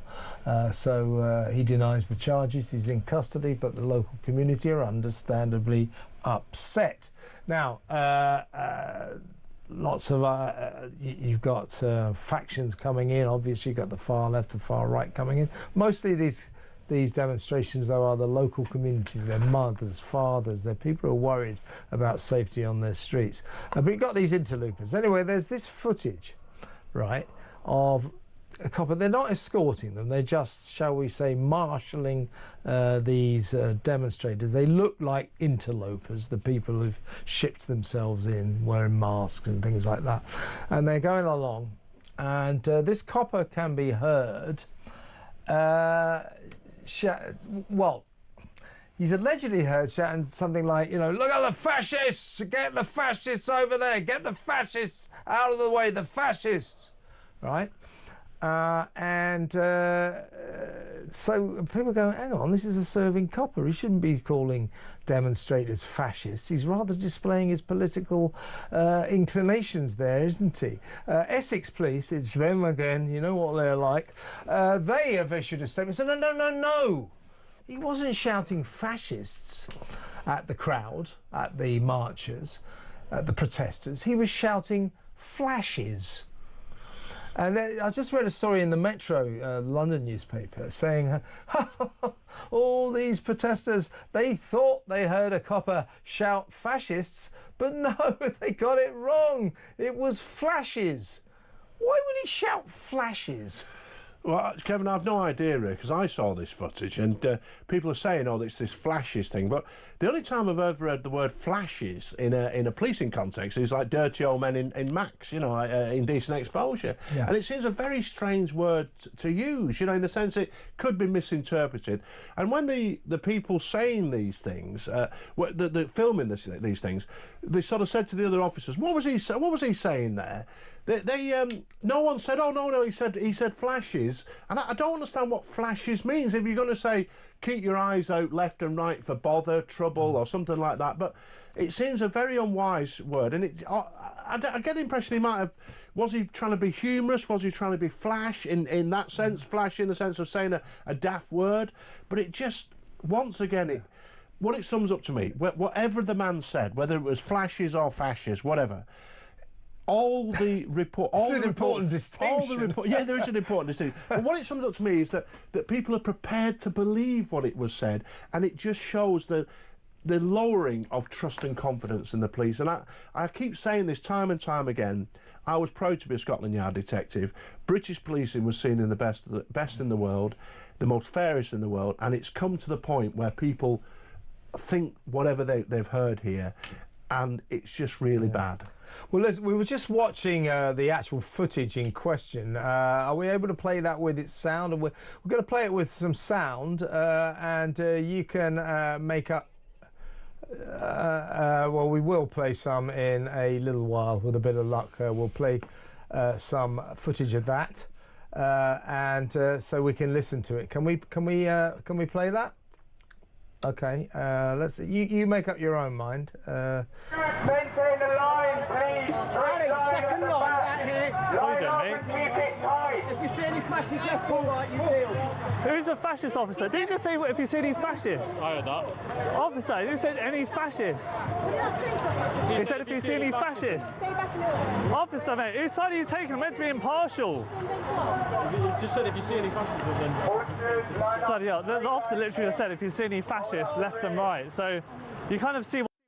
So, what he shouted, to be fair, if he shouted fascists, he's an equal opportunity fascist shouter, because he said he could be heard arguably saying, if you see any fascists right or left.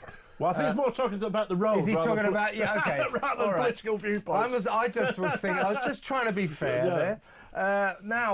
OK, so let's say that he did say fascists. He's shouting at the right-wingers there. And so the Essex police go, no, he didn't say... So he's clearly saying... see fascists left or right. So you say, you're right, Mike, that's geographical. Yeah. So he's shouting at the right-wingers saying they're fascists. Now, Essex police say, no, you've misheard him. He's shouting flashes. If you see any flashes left or right.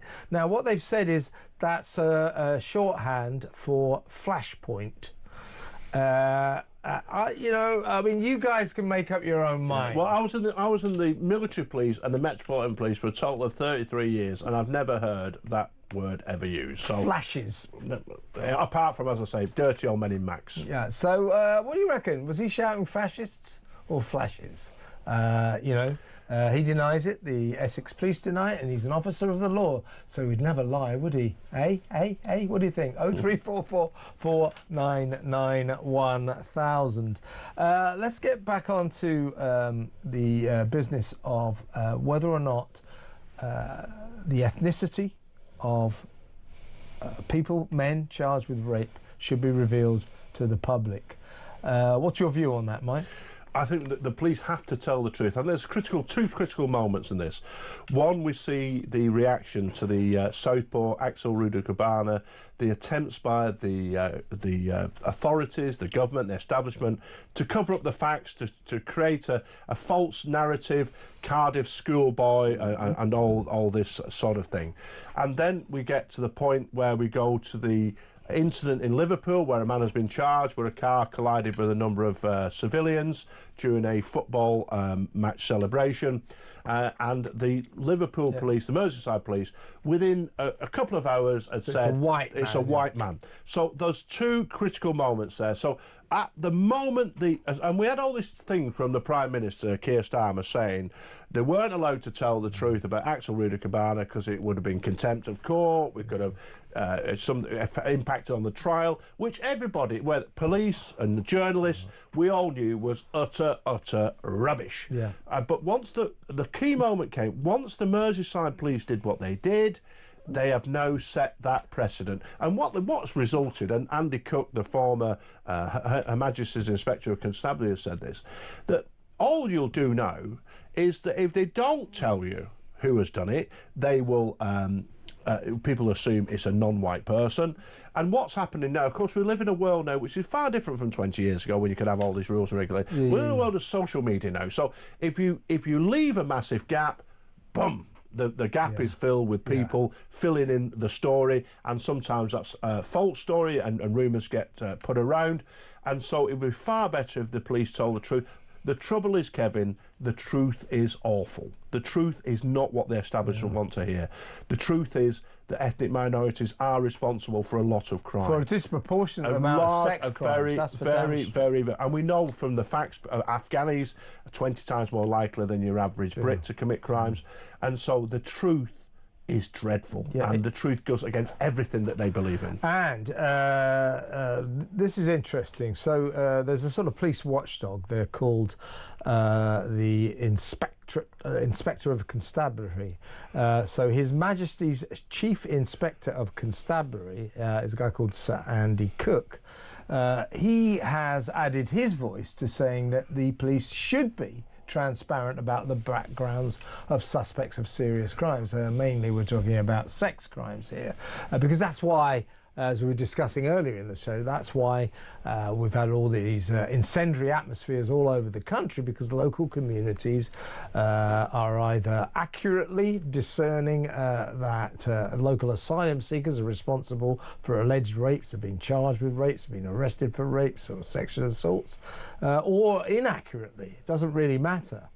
Now, what Andy Cook is saying, in order to at least make sure people know the truth, that they should be transparent, that the police should announce the ethnicity of people arrested for serious crimes, particularly sex crimes. The point being, Mike, is that this is all about potential contempt of court. Knowing the ethnicity of a person charged with rape or accused of rape cannot possibly affect the trial, because that fact will emerge in the first 3 minutes of the trial. So it's nonsense to suggest that that will prejudice the trial, and yet the government doesn't seem keen for us to know it.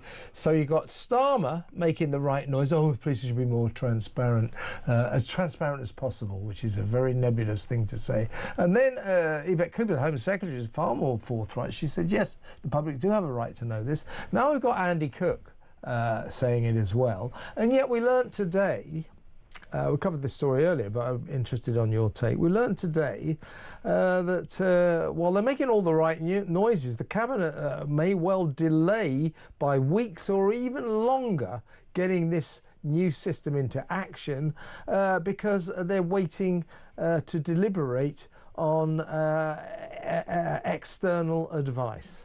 Independent advice. What's that all about? It's a stroke of a pen, isn't it? It is a stroke of a pen, but as I said to you, it is a cult. These people believe these things. They'll rattle off diversity as their strength. They've told us all the time that immigration's a good thing. They worship at this altar, and for this altar come crashing down upon them, they really don't want to hear it. And what people are being asked to do is to deny the evidence of their own eyes. They can see who's committing crime. If you only had to watch, that's why they stopped Crime Watch being on. I know Rod Liddell was saying that the other night, that there's a reason Crime Watch was on, because it just showed the truth about crime.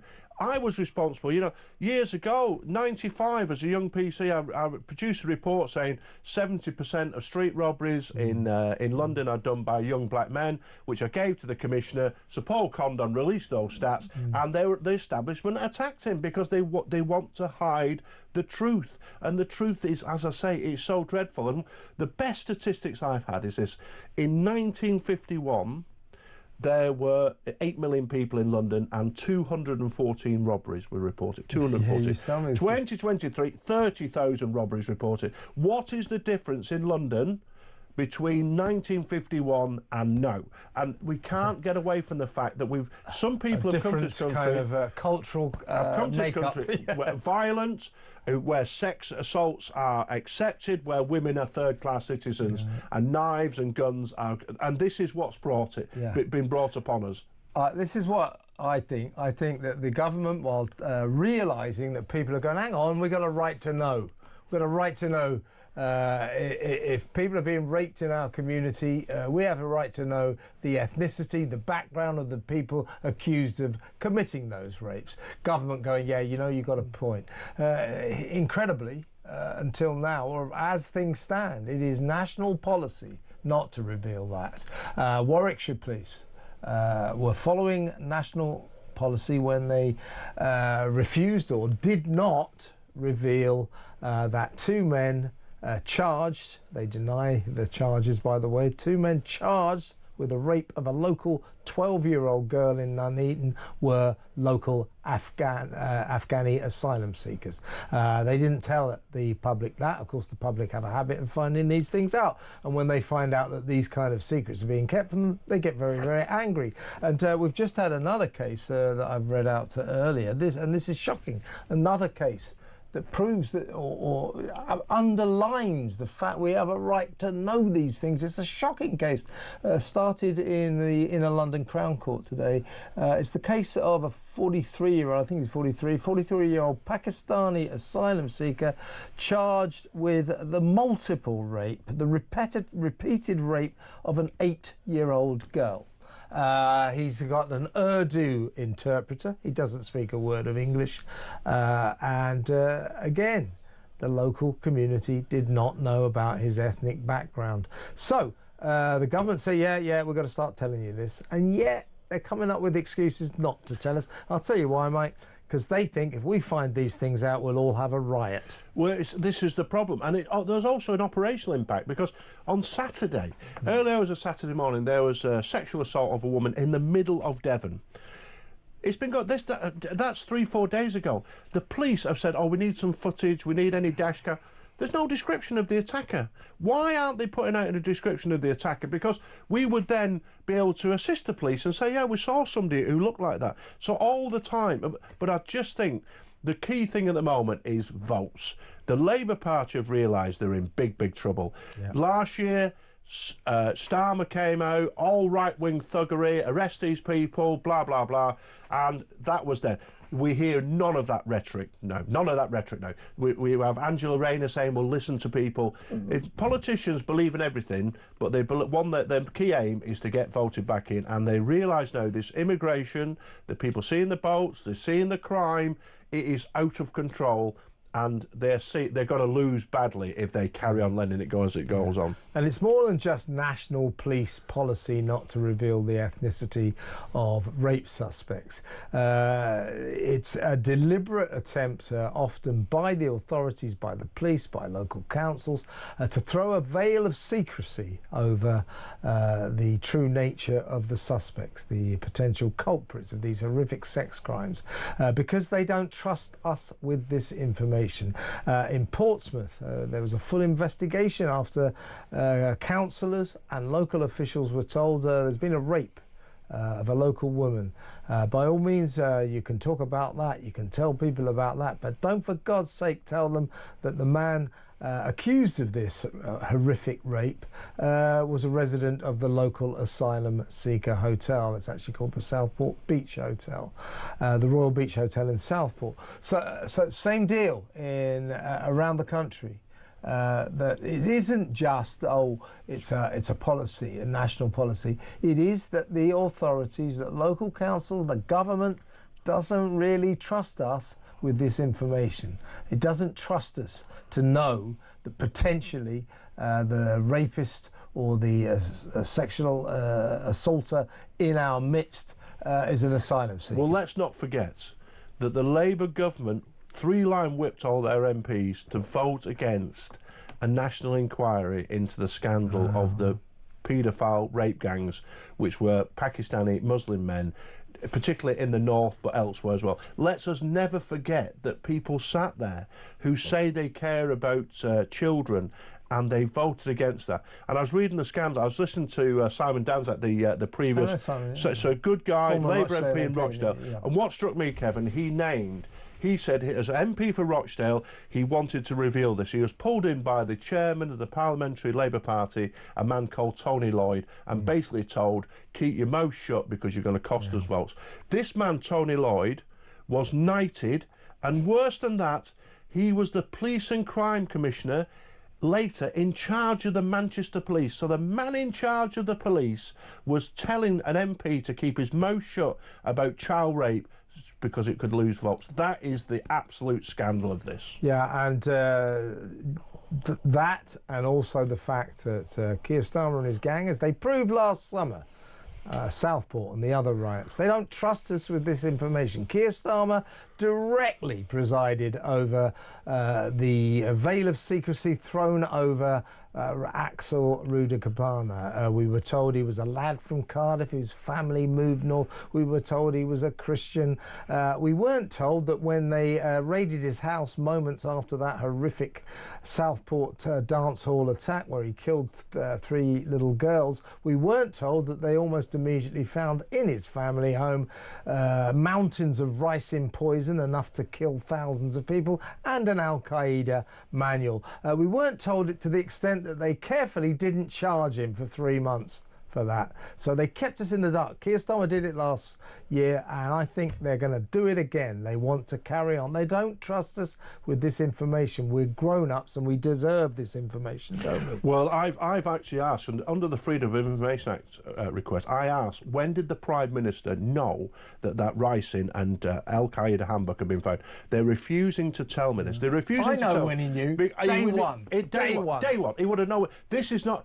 Rudakabana was not an international terrorist. He didn't have several premises to hide in. He lived with his parents. So the police would have been round there in 4 hours. Bum, bum, bum. They would have found all that stuff. But they refused to tell us, and as I say, but the trouble is, the boil is bursting. You can only conceal things for so long. Exactly right. And this is what's happening. The level of crime is out of control. People, we've got the situation now where Australia, Mexico, France, Canada are warning their citizens that if you come to London, you're likely to be involved in being a victim of crime. The Australians have actually said, it's that we're now a level 2 country. Level 1's the highest. We're now a level 2 country where basically there's a lot of crime and the police are incompetent. That's what the So the irony is, we send all the thieves and vagabonds. They send all the thieves and vagabonds to Australia 200 years ago, and now they're afraid to come back here because they might get things stolen. That's one way of putting it. Great irony of these things. Mike Neville, former Met Police detective, great to see you as always. That's the great Mike, big friend of the show. When we come back, we'll take your calls. I'll read some of your messages, and we've probably got some WhatsApp voice notes as well. So stick around, folks.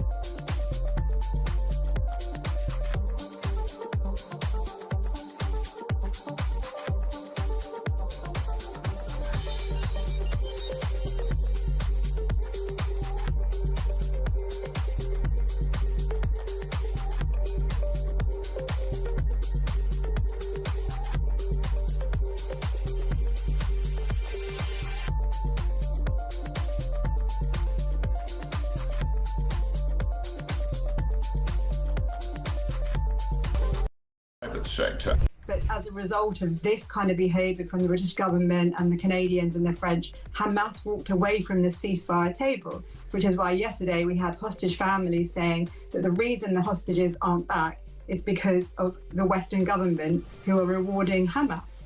So what we all know, I think what we can see in this country is this is nothing to do with Israel, nothing to do with Gaza. This is all to do with internal politics and the pressure being put on him by his own MPs because of a cohort of people who are demanding this.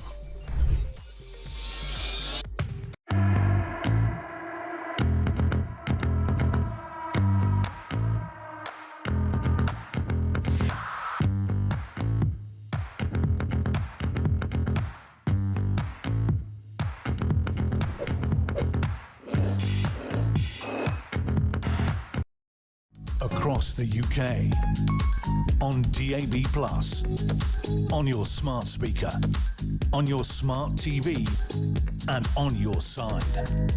This is Talk. Welcome back. So this is your bit of the show. Get on the phone. It's good to talk on Talk. 03444 991 we'll be taking for the next 35 minutes or so your calls. I've got lots of messages and probably got some... well, shall we start with a WhatsApp voice note? How about that? What do you reckon? Let's do it. They've got lots on the 1 in, 1 out. I think it's a generous way of putting it. I call it 1 in, 17 out. Or no, it's 17 in, 1 out. So we take 17 migrants in and send 1 back to France. Works well, doesn't it? Here's Anna on the generously named 1 in, 1 out. I think we've got to get more basic, more realistic. It's all good and well talking about now and legal loopholes, yada, yada, yada. You're forgetting human nature. The gut reaction is the majority do not want these people here. You have to think about future cohesion.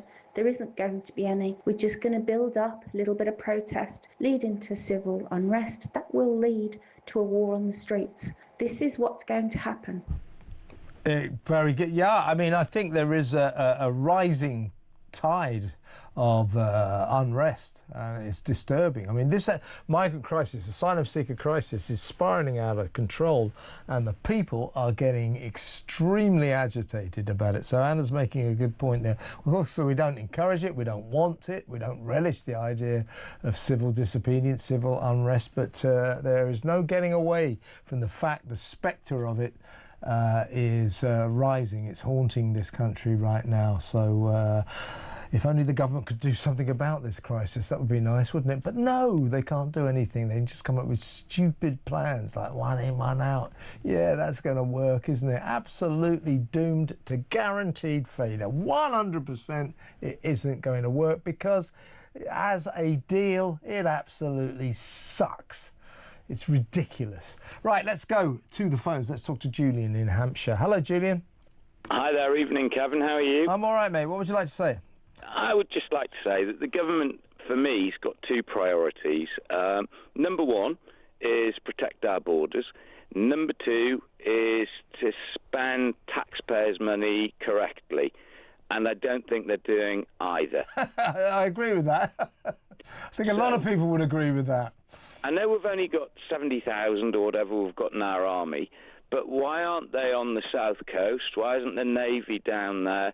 You know, I don't know what they're doing. Unless we really are in trouble and the government's literally training them for some sort of horrendous situation with overseas predators that, you know, we see in the press every day, then why aren't they there? Why aren't we using our army and navy to protect the shores?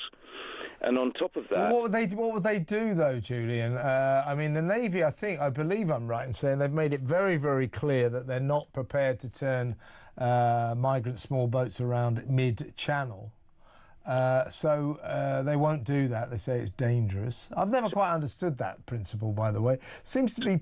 So they get to, like, these small boats full of migrants. They get to mid-channel, and apparently it's perfectly safe to sort of tow them and usher them into Dover, to continue the journey into Dover or Folkestone or wherever. But if you turn them round and take them back to France, apparently that's lethal. But anyway, I don't think that makes much sense. You and I know what would happen if they did that. They would just jump off the boat. Well, it's possible. If I was an illegal immigrant, I would jump off the boats and then we're duty bound to take them out of the water. You're right about that. But okay, well maybe turn the boats around, put them on our vessels, and then tow them back. I mean, either way, the point is the Navy won't get involved. They've made that clear. They don't think it's safe. It's not against maritime law, by the way. A lot of people say this is against maritime law. You can't turn those boats around. Well, it isn't.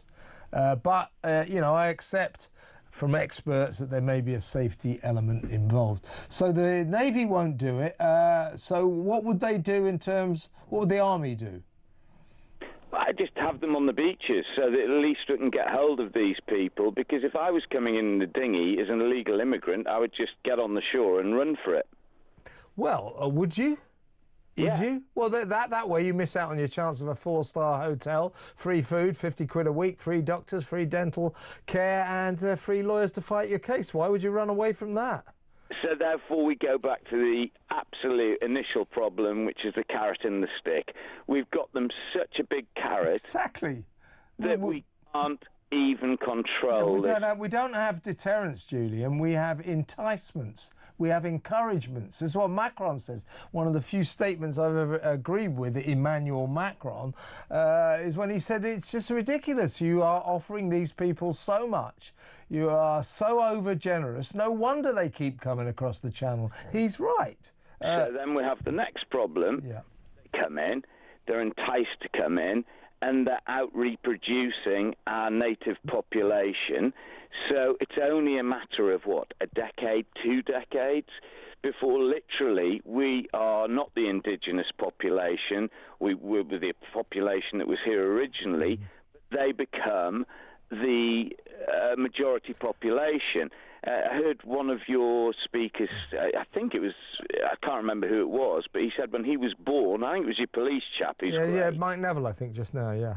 29,000 were here, Muslims, when he was born, and there are now 4 million. 4 million. Well, if that continues, the UK is not the UK. We're no longer there's a cultural dilution going on as we speak. Our British culture, traditional British culture, English culture, is being diluted by this constant invasion. In terms of Muslims or foreigners becoming the majority residents of this country, I think we're a long way off from that. And certainly the illegal. Well, hang on just for a second. The illegal migrant crisis, Kevin, that won't change the deal. I think in the inner cities we're not. I think we're becoming a country that's becoming... Yeah, but I'm not... there are areas where, you'd think you're in Pakistan or Afghanistan or something. Correct. There are areas, there are towns and there are cities, particularly in the north, where they're pretty much exclusively Islamic. But generally speaking in the country, we're a long way off foreigners, shall we say, becoming the majority. However... But it's a worry. I know what you're saying. It's a worry. It's transforming so many parts of our country. So I agree. I was lucky enough to be brought up in Sunderland, and I moved down to London, and I now live in Hampshire, where I don't have to... the word isn't suffer, but I don't have the experience of too many immigrants living around me.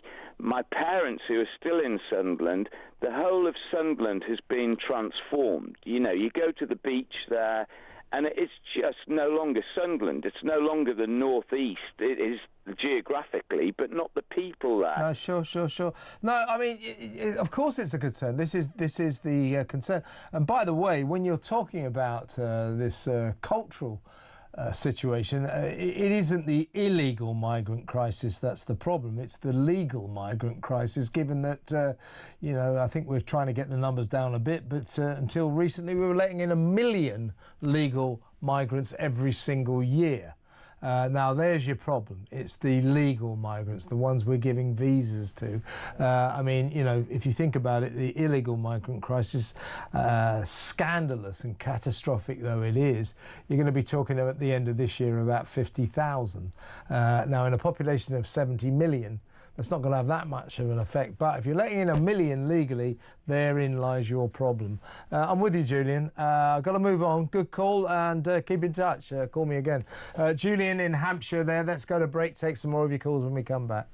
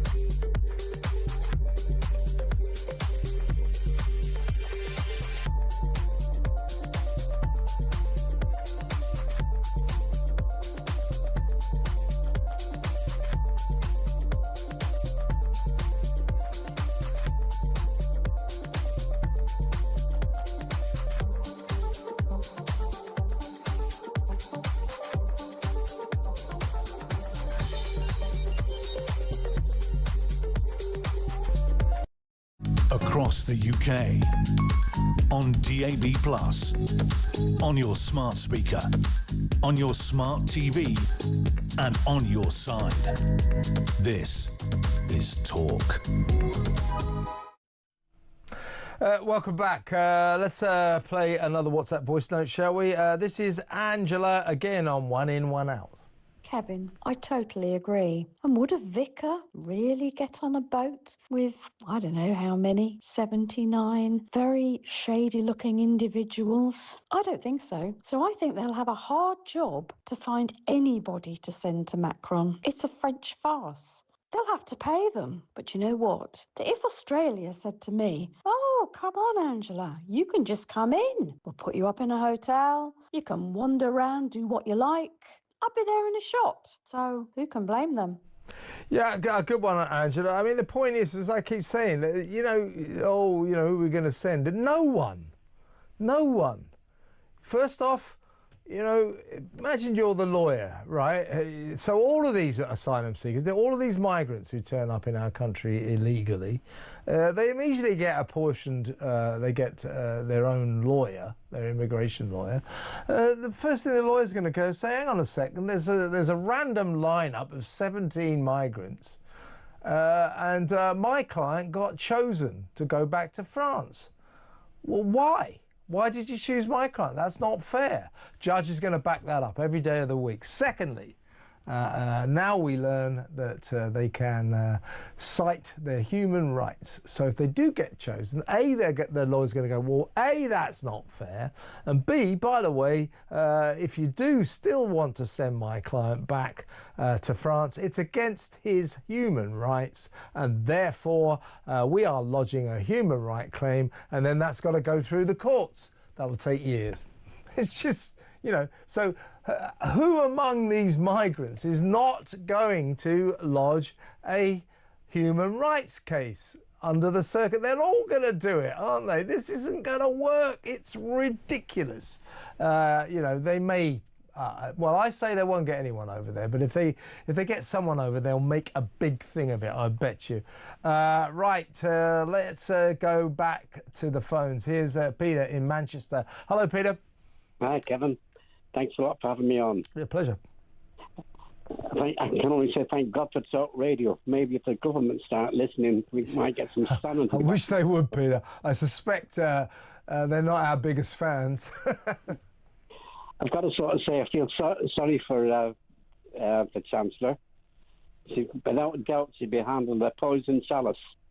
Yeah, but hang on a second. You know, first of all, I don't believe that crock of rubbish about the £22 billion fiscal financial black hole they inherited from the Tories. That was just a lie. That was a lie.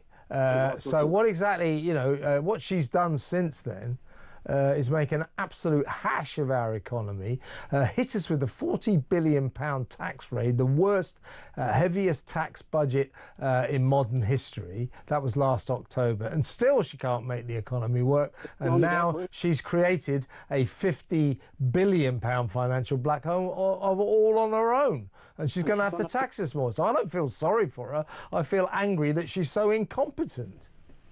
Well, I think any chance of what they're trying to do is impossible. We've got a complete cowboy incompetent government, and the damage that they're doing to this country will be irreparable. It's going to lead to nothing but complete anarchy at the end of the day. These people are put up in hotels with heat. Well, I think it's going that way already, Peter. I mean, there's a lot of social unrest around the country, isn't there? Of course, and it's going to get worse. If the government don't do something to stop this, they need to have holding camps, not hotels for these people. I mean, winter comes, they'll be sat in warm hotels. How many people in the country can't afford to run the heat? Yeah, but if you go to an asylum seeker hotel, they're nice and warm. Do you know one of the things that happens in these asylum seeker hotels? The heating bills tend to be astronomical because a lot of the migrants turn up the heating to the ultimate extent because they want to recreate the hot climates that they come from. So the heating bills are massive. So no winter fuel crisis for our asylum seeker friends. They're not looking after the residents of this country. I know, Peter. Therein lies the problem. When Lord Beveridge set up the welfare system, it was for the residents of the people in the country of the times. Times have moved on. It wasn't never set up to case for the people of the world. Well, no, exactly right. Exactly right. But, I mean, I just think in the end, I'm not sure this government actually wants to solve the migrant crisis. There can be no other explanation for their hopeless, hapless incompetence in dealing with it. Absolutely useless. I mean, I do think the government's absolutely useless, but you tend to think, well, you know, if this is the best you could do, are you doing this deliberately because you don't want to solve this migrant crisis? I think that might lie at the bottom of it, but certainly we're in big trouble, Peter. Thank you, mate. Thank you for a good call. Call me again. Shall we... yeah, let's do one more WhatsApp voice note, then we'll go to a break. This is Johnny, again on One In, One Out. Can you imagine how the French would react if all these illegal migrants or asylum seekers were flowing through the British Isles and were turning up on the shores of France? Can you imagine how the fishermen would react to that and the farmers would react to that? I reckon they would be blockading the beaches and the farmers would be, for want of a better word, manure all over their new arrivals. Yeah, I think they're doing a bit of that already over there, aren't they? But look, here's the deal. I mean, they do have a lot of migrants in France. They make their way to the north coast around Calais and that, and they all hang out there until it's their turn to climb on board the small boats. Thousands and thousands and thousands of them. What do the French do for these people? You know, if they're lucky, they give them a tent, and that's only a few of them. That's it.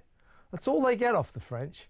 You know, we give them everything they could possibly want. 4-star hotels, free food, 50 quid a week, free dentists, doctors, etc., etc., etc.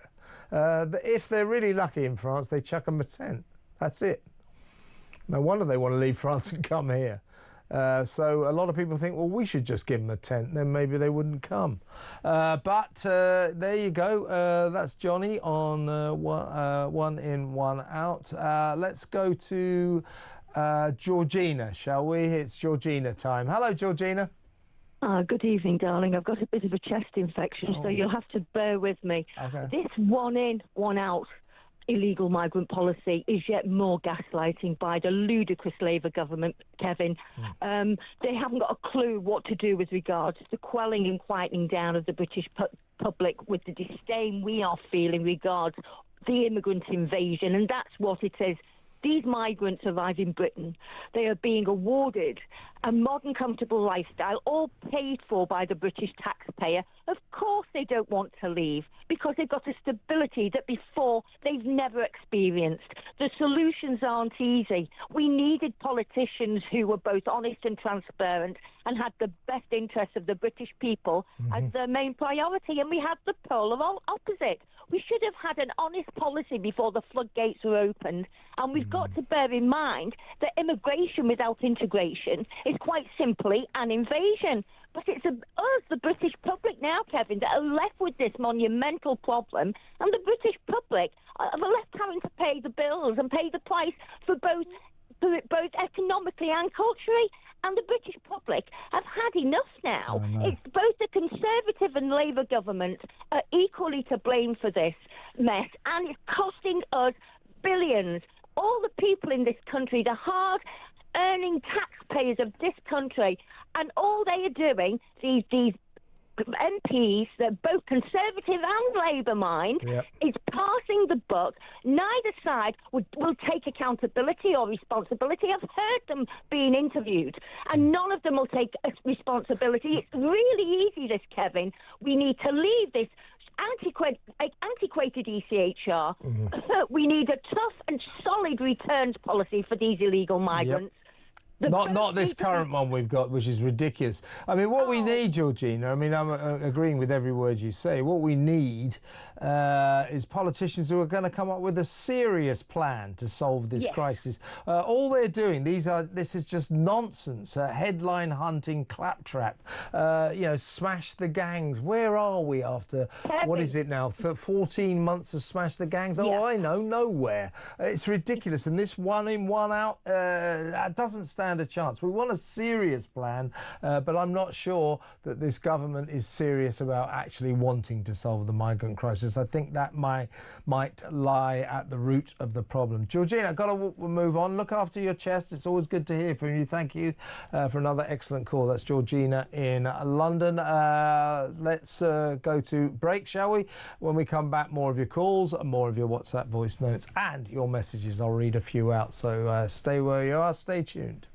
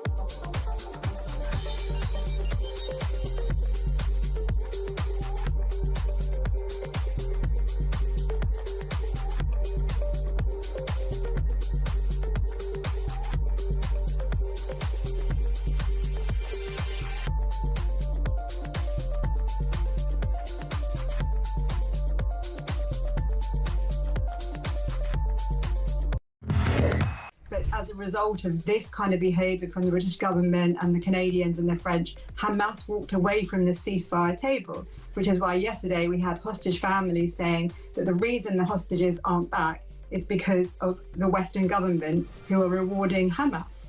So what we all know, I think what we can see in this country is this has nothing to do with Israel, nothing to do with Gaza. This is all to do with internal politics and the pressure being put on him by his own MPs because of a cohort of people who are demanding this. This is a guy who spent all of his time voting against measures that were going to toughen up our immigration system. This is a guy who was campaigning against the deportation of foreign criminals. And surprise, surprise, he's in charge of this country. He's in charge of our immigration system. He set up a scheme that's going to remove 1 in 17 migrants. It's basically a Across the UK, on DAB+, on your smart speaker, on your smart TV, and on your side. This is Talk. Welcome back. This is kind of breaking news. It's the iPaper, so I'm putting it all on the iPaper. But, you know, respect to that marvellous publication. I'm sure they have investigated this story thoroughly. It's an extraordinary story. Labour has got a homelessness minister. Her name is Rushanara Ali. Anyway, she's contributed to Britain's homelessness situation by throwing 4 tenants out of her East London townhouse before relisting the property for £700 a month more in rent. She's previously, she's a landlady, of course, landlord MP. She's previously spoken out about private renters being exploited. And said her government will empower people to challenge unreasonable rent increases. But apparently her 4-bedroom townhouse in East London, she's relisted it for £4,000 a month, which is £700 a month more than it is now. And in order to do that, to get that extra rent, she has thrown out her 4 tenants. So that is the homelessness minister adding to Britain's homelessness problem on a personal basis. Extraordinary story. Rushanara Ali. Come on the show tomorrow, Rushanara. Let's have a chat about it, shall we? What do you say? Unbelievable. Labour, eh? Let's go back let's play another WhatsApp voice note. How about Sue on the migrant rape charges? I'll tell you what, I am fuming because let's think about it, okay? Our taxpayer money is paying for them people to stay in our country and stay in them hotels. The least the government can do is let us know when they rape somebody. And I'm furious. I'm absolutely furious. I'll tell you what, we just need to stop going to work. I think we just need to down our tools and say, do you know what? Where are you going to get our taxes? Where are you going to get all the money from because we're not paying our tax? Oh, I'm so angry. I'm so sorry. I'm so angry. Sue's very, very angry, but I think she speaks for the nation. I think so many people feel the same. We've got a right to know this stuff, folks.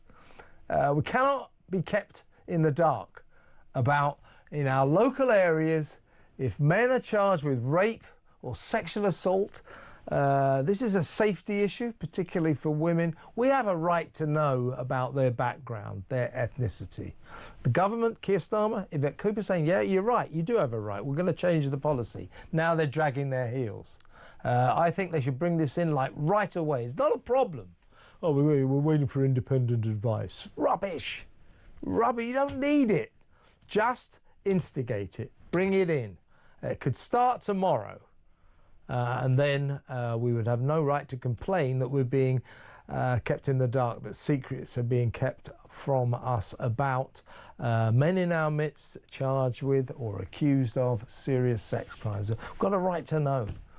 We really do. 03444991000. I'll just read a quick message. This is Max in Somerset. Why the heck should we pay even more taxes to import these invaders and cover our small island with concrete to prepare to house them all? Not only our social infrastructure is crumbling, but our roads, water supplies and sewers are overwhelmed. You're right.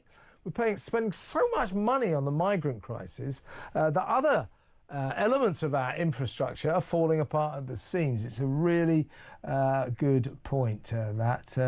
This is from Dean in Ealing. He said the Navy don't get to pick and choose what orders they follow. That's mutiny in a court-martial. It's the Royal Navy, not P&O ferries. They have picked and choose and they won't do it. So, get sending in the Navy to somehow or other stop all these small boats coming across. It's not going to work. It's not going to work. It's a nice idea. We need to somehow stop them coming over in the first place, maybe turn the boats around, but stop offering them everything. You know, just stop it. We're not going to pay for your lawyers.